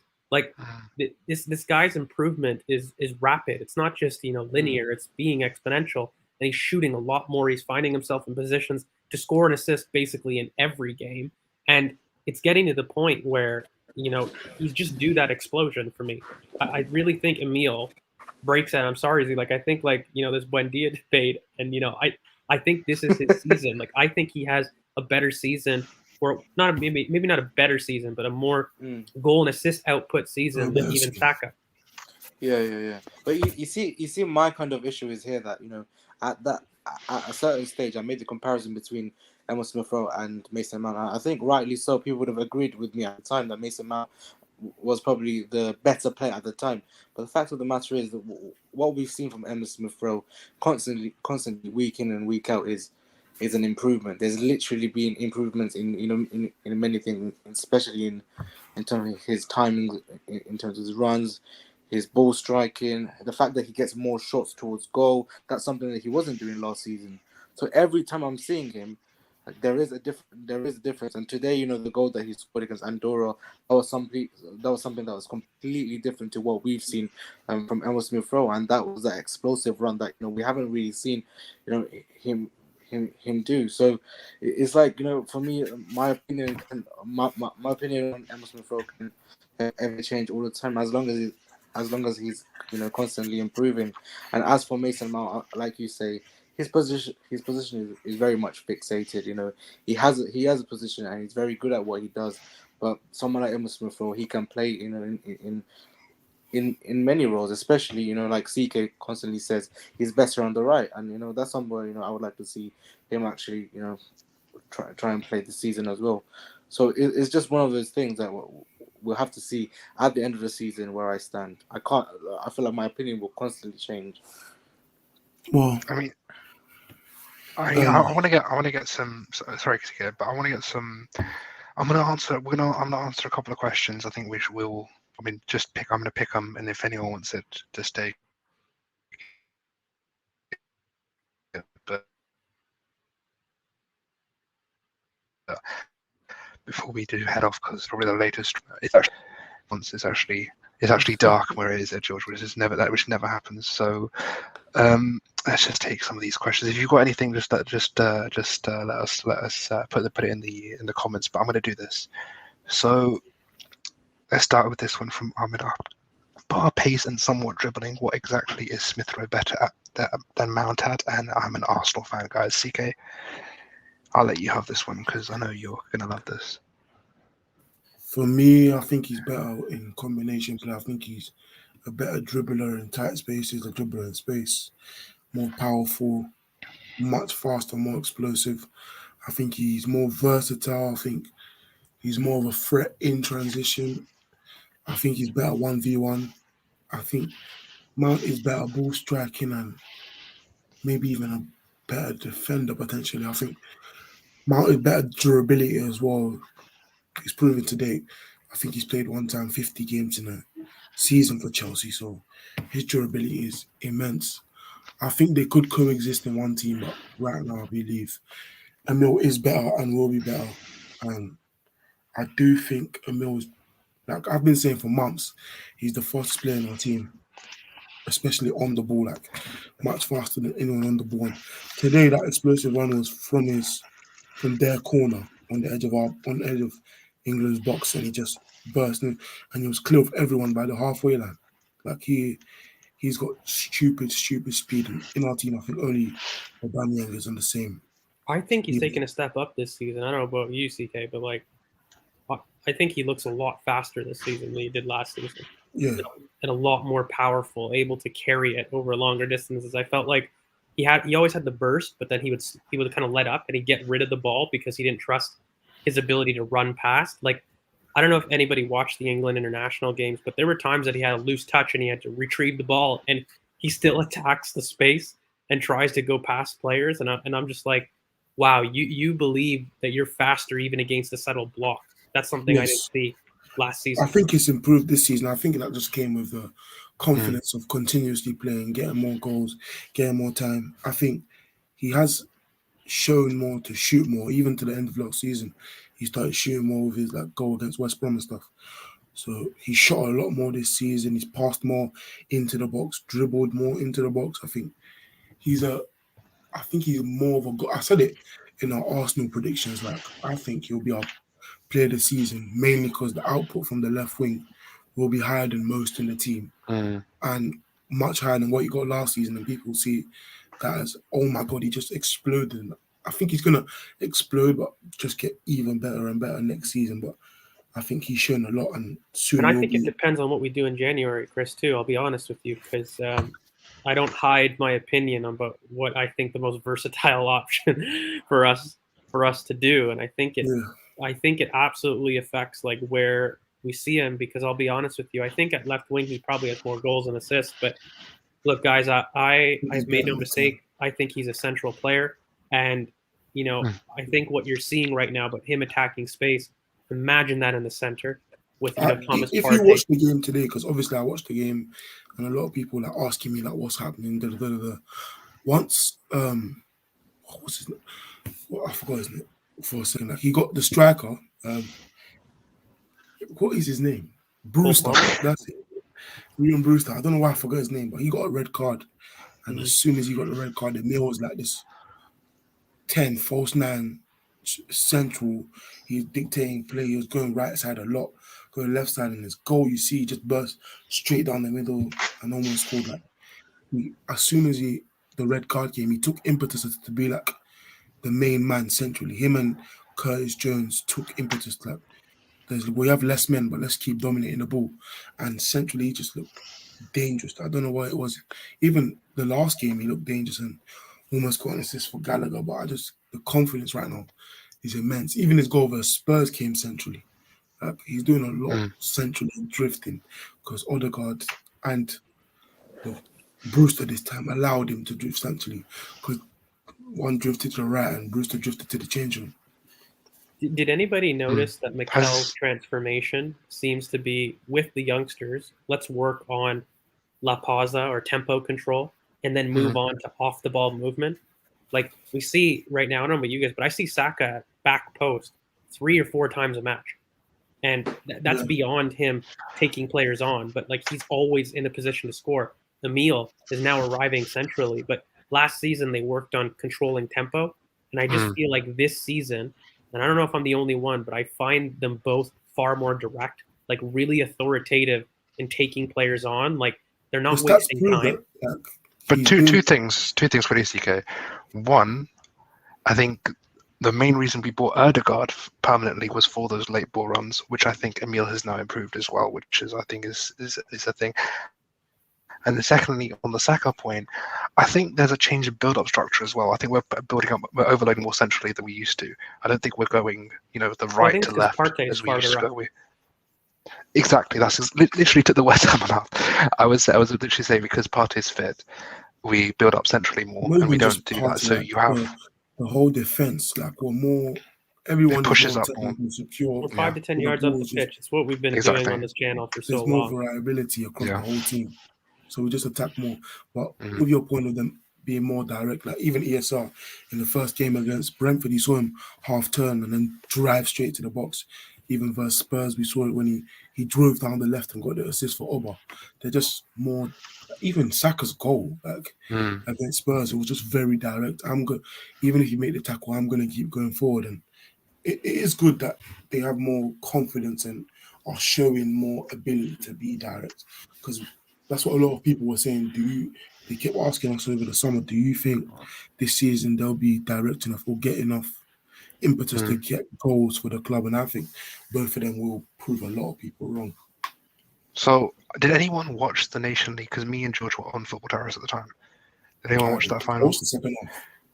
So, did you see the Mbappe winner? I was So, watching. because I didn't see it. I was like, that's offside. I didn't. And I saw the replay, and I was like to people, it's offside. So I'm watching the game because I was watching you guys and the game at the same time, and I'm thinking, oh, it's 1-1, it's 1-1. Then getting to the 90th minute, and I'm seeing Spain like in France's box whipping long balls in, and I'm thinking it's 1-1, go to extra time, and then I look at the thing and like, it's 2-1, and I'm like, that goal was I'm 100% sure. I don't even know why that was given, but I was 100% sure Mbappe was offside. Even the lines showed that he was offside. It was weird the decision to me, but I think it was offside. But it was a good finish to shift it over to his left foot and put it under the keeper. And Benzema's goal was whipping from the outside of the box. And I think France were very good. Pogba and Tchouameni worked very well. And I hope he goes Chelsea. That's what I'm going to say, Tchouameni.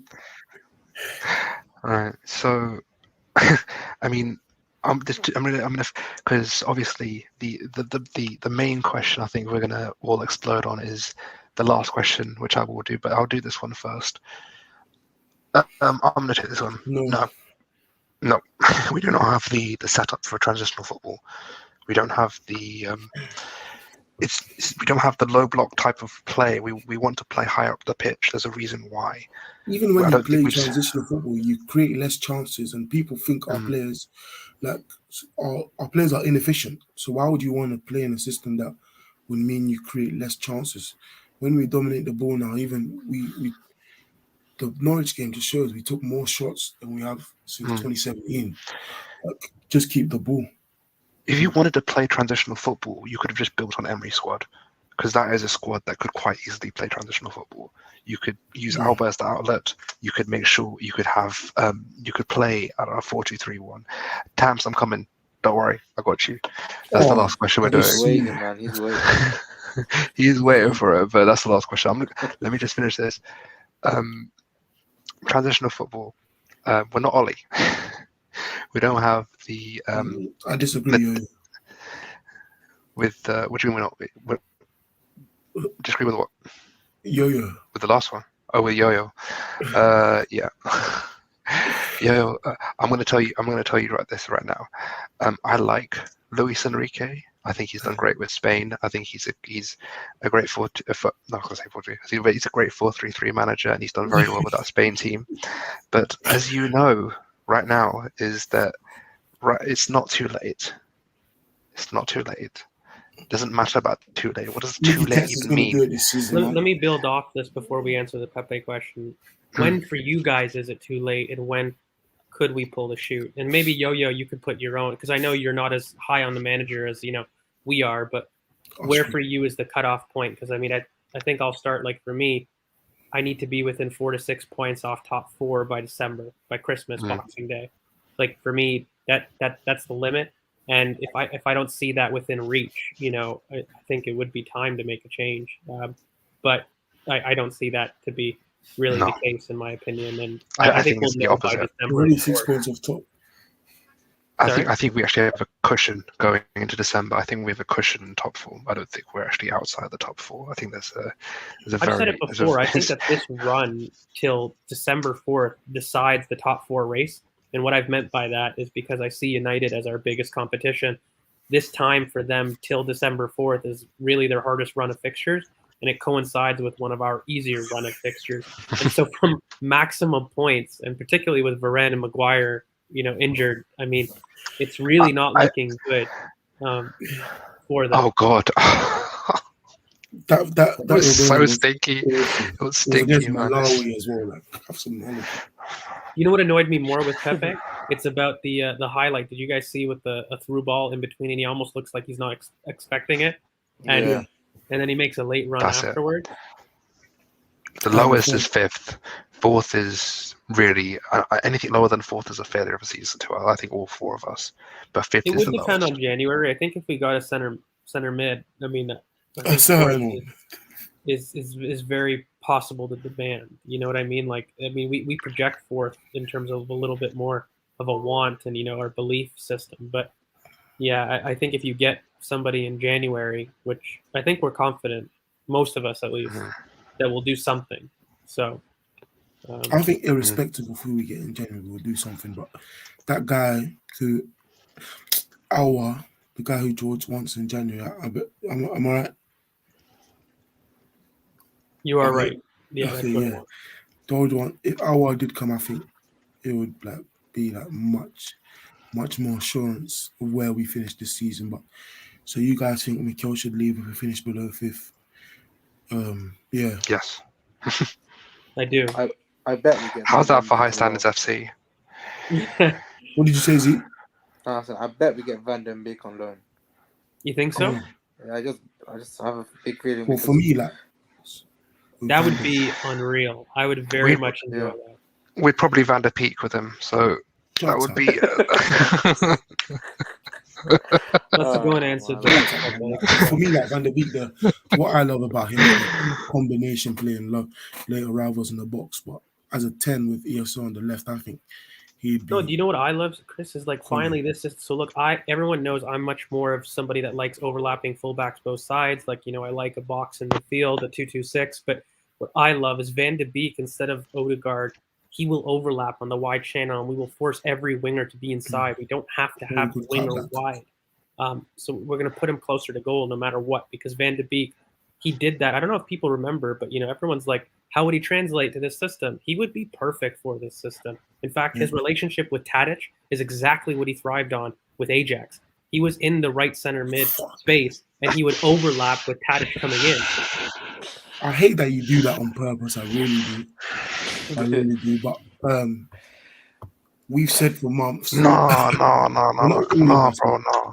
Me and George have said we don't want a striker. We don't want a striker, and Oba will be back to his best. And I thought with Oba, this season, a lot of people said, well, one game after that Spurs game, people were like, he looks like Benzema and all this stuff. Like, his link-up play hasn't been good since pre-season. But what's he at, Chris, in terms of goals for competitions right now? 6 goals, 1 assist. Ronaldo is at 8. Thank you. No, I mean 7. So both 7, isn't it? Because of 7 today. GA, Ronaldo 8 GA. Ronaldo's 8 goals, 0 assists.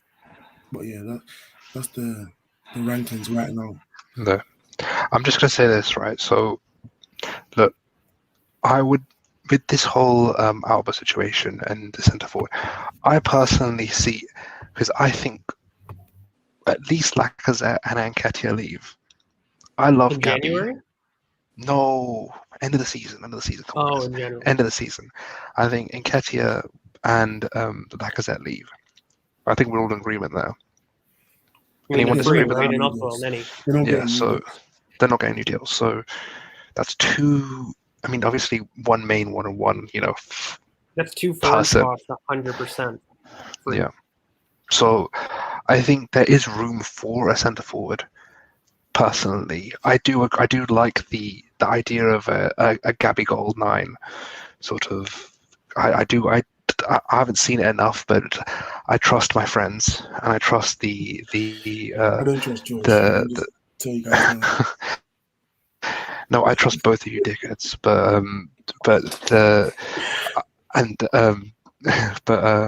yeah, I do think it can be a possibility, but I would like I a think certain we've option. I avoided think the Z's with Pepe me on this question one. enough.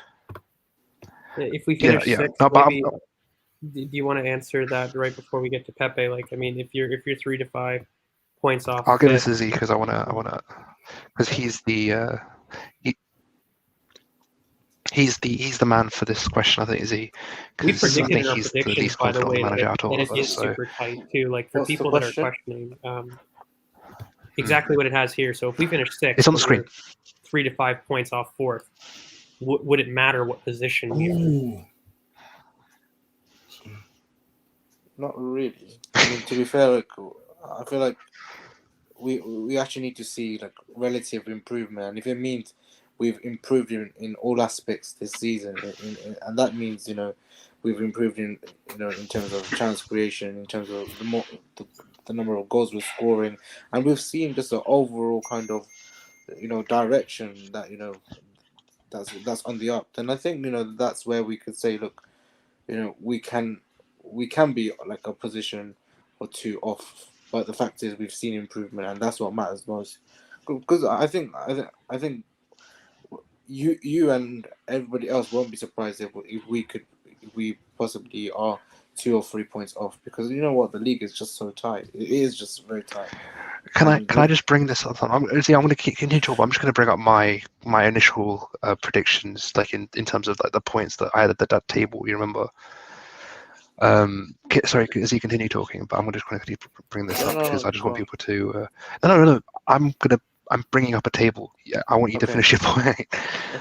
Yeah, no. Look, I just feel like we can't just look at the league and just say, you know what, just because we finished sixth, there's been no relative improvement. Last season we finished eighth, and we all know we were a few points off the top four. But the fact is, we knew what that first half of the season was like, and if we managed to improve on that first half of the season, and we show gradual improvement in the second half of the season, then we can obviously give our hindsight opinions and say that we've improved this season, and we just need to add a few more players, and hopefully elevate a bit further. Hopefully, I just want us to secure Europe at the bare minimum. I want that back. Before we do move on from this question, this was before the start of the season, just before people start thinking, oh my god, this isn't what you predicted. But I just wanted people to show what I had here. So this was literally my table. Wow. I had a Man City, and because I went through every game. I predicted every game, and I went through how many goals, in terms of goal difference, everything. I went through everything. So in terms of 6 to 8 points, I had between 3rd and 7th 7 points. Wow. So I had between season, 4th and 7th, I had 3 points. So we were 6 points off top 4 last season, and we were in 8th. I had something very. This was. Yeah, Josh. So I had. So literally, I had. I think this was what I had before this. This was. I have the date here. The 3rd of August. I made this table. So this was before the start of the season. So before people. This isn't your predictions. No. But the point. Obviously, I don't even agree with the table right now. I don't even agree with the table right now. There's changes in there I've made. But the point of the matter is it's always very tight between 4th to 7th, 3rd to 7th. There's always going to be that sort of congealing of teams together to form one kind of mass of teams. It would depend on January for me. Look, I could accept 3 to 5 at this point in terms of the squad. I don't think we will. I think we'll get 4th. I'm not really going back on that. Like, that's my prediction. I still believe it. But if we were to get a Van de Beek level of loan, I would expect 4th. I would change my expectation to 4th. Like, that quality of player coming in, whether it's Van de Beek or not, but like for me, that level of player coming in would be immense. So I book in a War, Van de Beek. They're similar levels. I will tell you this right now: if we get our Van de Beek, I expect 3rd. I don't expect 4th. That's not both, by the way, for people. It's just like no, obviously not both, but that level of talent. That's yeah.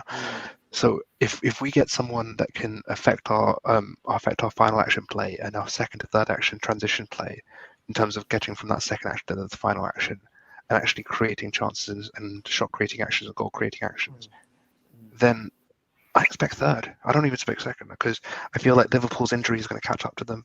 I feel like I don't feel like they're going to be challenging. It'll be between Man City and Chelsea.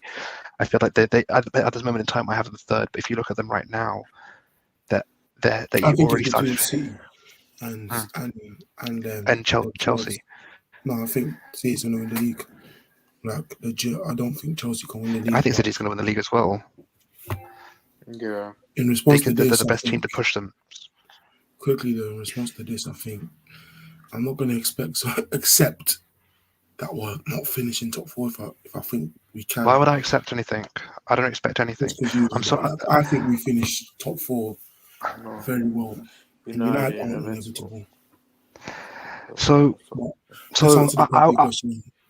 let me just let me have this, please. This is negative Ahmed squared. Look. We will be doing a Man United preview with a couple of Man United. I'm hoping Liaise or someone of that ilk of the Man United preview. Preview. Okay. And I'm going to say this now. I predict Liaise is going to come here, or whoever it is going to come here and think this is the final game of Ollie's career at Man United. I can't wait till the 30th. I think we're gonna. He's so out of it. I'm with CK. I'm gonna punch him up. I'm gonna punch up some United fans. It's gonna be fun because you gotta bring on Liaise. I will hopefully be Liaise because man made a 15-17 tweet thread about how United are 5th, so I can't be backing out now. So I'm kind of at the point, guys, where like I feel like I've said everything, and I think by December 4th, I've got a bunch of retweets ready. I have a thread in my drafts because I'm kind of tired of like the hyperbole, and I'm just ready to retweet at this point. So like I've got a thread ready about it. On what? Calling out people because it's getting to the point where it's my god, ridiculous. please or you tag me in it, just be like, sure, just tag me with the gif on please. But yeah, I think we should answer that. Answer the Pepe question. So I'm going to bring it back up. Where are you, Tams? Really? Oh no, sorry, wrong question. Where's the Pepe 9 question? Tams, I'm sorry, man. It's up. Here it is. Up. Yeah, I got it. Okay. Pepe in 9. I prefer him as 7. The 7th man on the bench. I prefer him on the bench. Yeah. I really don't. After that, I prefer him the as man 7th. them don't rate Pepe. I don't really rate Pepe as much. I think as a striker, I just think he has to do a completely different role to what he is on the right, and he has to be more effective in certain different things. I just think he doesn't see the pitch as well, though, Chris. Yeah, like, actually, like the pitch to see. Like we've seen the sample size at Lille in terms of him playing as a 9. It's really quite poor. I think your logic for doing it, if I may assume, Tamps, is that you believe that given his inadequacy on the ball, you feel as though striker would free up him to just clear movement. But I think that areas of the pitch he's not football IQ wise able to coordinate himself, evidenced by the clip going around at the Ivory Coast when he's not expecting the through ball, and it's just really annoying. So look, Pepe is far from the farthest problem, but he's our most depreciating asset in this squad. So yeah. It is really too bad because I feel like we're gonna lose a lot of money on him. Yes, a lot of money. I will take that hit. I will take that hit. I will any day take that hit. Like, yeah, I think this has been a good long one. 2 hours. It started with me having a 10-minute rant using George's stats, and it ended up being quite a fun one. I'm not calling this a space. It's still ESRD. It's disrespect. We have a space on Wednesday, I think. We have a space on Wednesday. 2 days from now, we have a podcast on the Newcastle takeover coming out, which is going to be great tomorrow. Today. We'll be on tomorrow. Fam, it's today. Yeah, it's today. Jesus Christ. Thanks everybody for sticking with us. Jeez, like I mean, George has been sick on his feet. Look, I'm just going to say this right now. I don't care about the forfeits. I don't care about the forfeits right now. Please, if you guys haven't, please subscribe, because I think we have the ability right now to take out a lot of the mandem that are on this YouTube team right now. I really take out. I don't care. Look, I'm sorry, but there's a lot of I'm seeing people saying ridiculous things just for clicks, and I'm not having it. Look, man came in. Like, I love Hussam, he's a great guy, but man came into a stream and said with chest that Trent is a better 8 than ESR. 8 and 10. 8 and 10. Ridiculous. And what I said to him was, look at Bavs, look at the Bavs. Oh, brother, did you tell me you saw that? Tell me you saw that take with the ESR not being as good as Trent as an 8 or 10. Tell me you saw that shit, because I'm saying it's mad. It's mad because that shit was. Don't and worry again, about it. We got the ESR prop going. You ever want to come on and just debate Salah and Dalglish versus Henry, or you want to, if you want to debate Trent being the best scanning? Yeah, for sure. I would love to get him on for a Liverpool preview. I'm sure that Fabinho will be the best six since I don't know, Kante or something ridiculous like that. But I think that should be the end of this. But please subscribe, because I'm telling you right now, the people we've lined up, the pod tomorrow was sick. Recorded it today. I'm gonna lousy on that one, Armin. I'm sorry. Let's just wrap this up. I will see. But let's just leave it at that. He does. Leave it at that. Yes. He does. But yeah, this is. Make sure you like, comment, subscribe to the channel. Make sure you leave your comments in terms of some of the forfeits, and follow Bot Footy on Twitter. You can find me at GeorgeV_AFC, and that's us signing out soon. He only props himself. Find me. It's beautiful. It's beautiful. And the one Willow. Don't forget Willow. And the one Willow. Willow. Let's go. We miss you. We hope you're doing well, man. I am Karen VIP, and we'll see you next time. Bye now.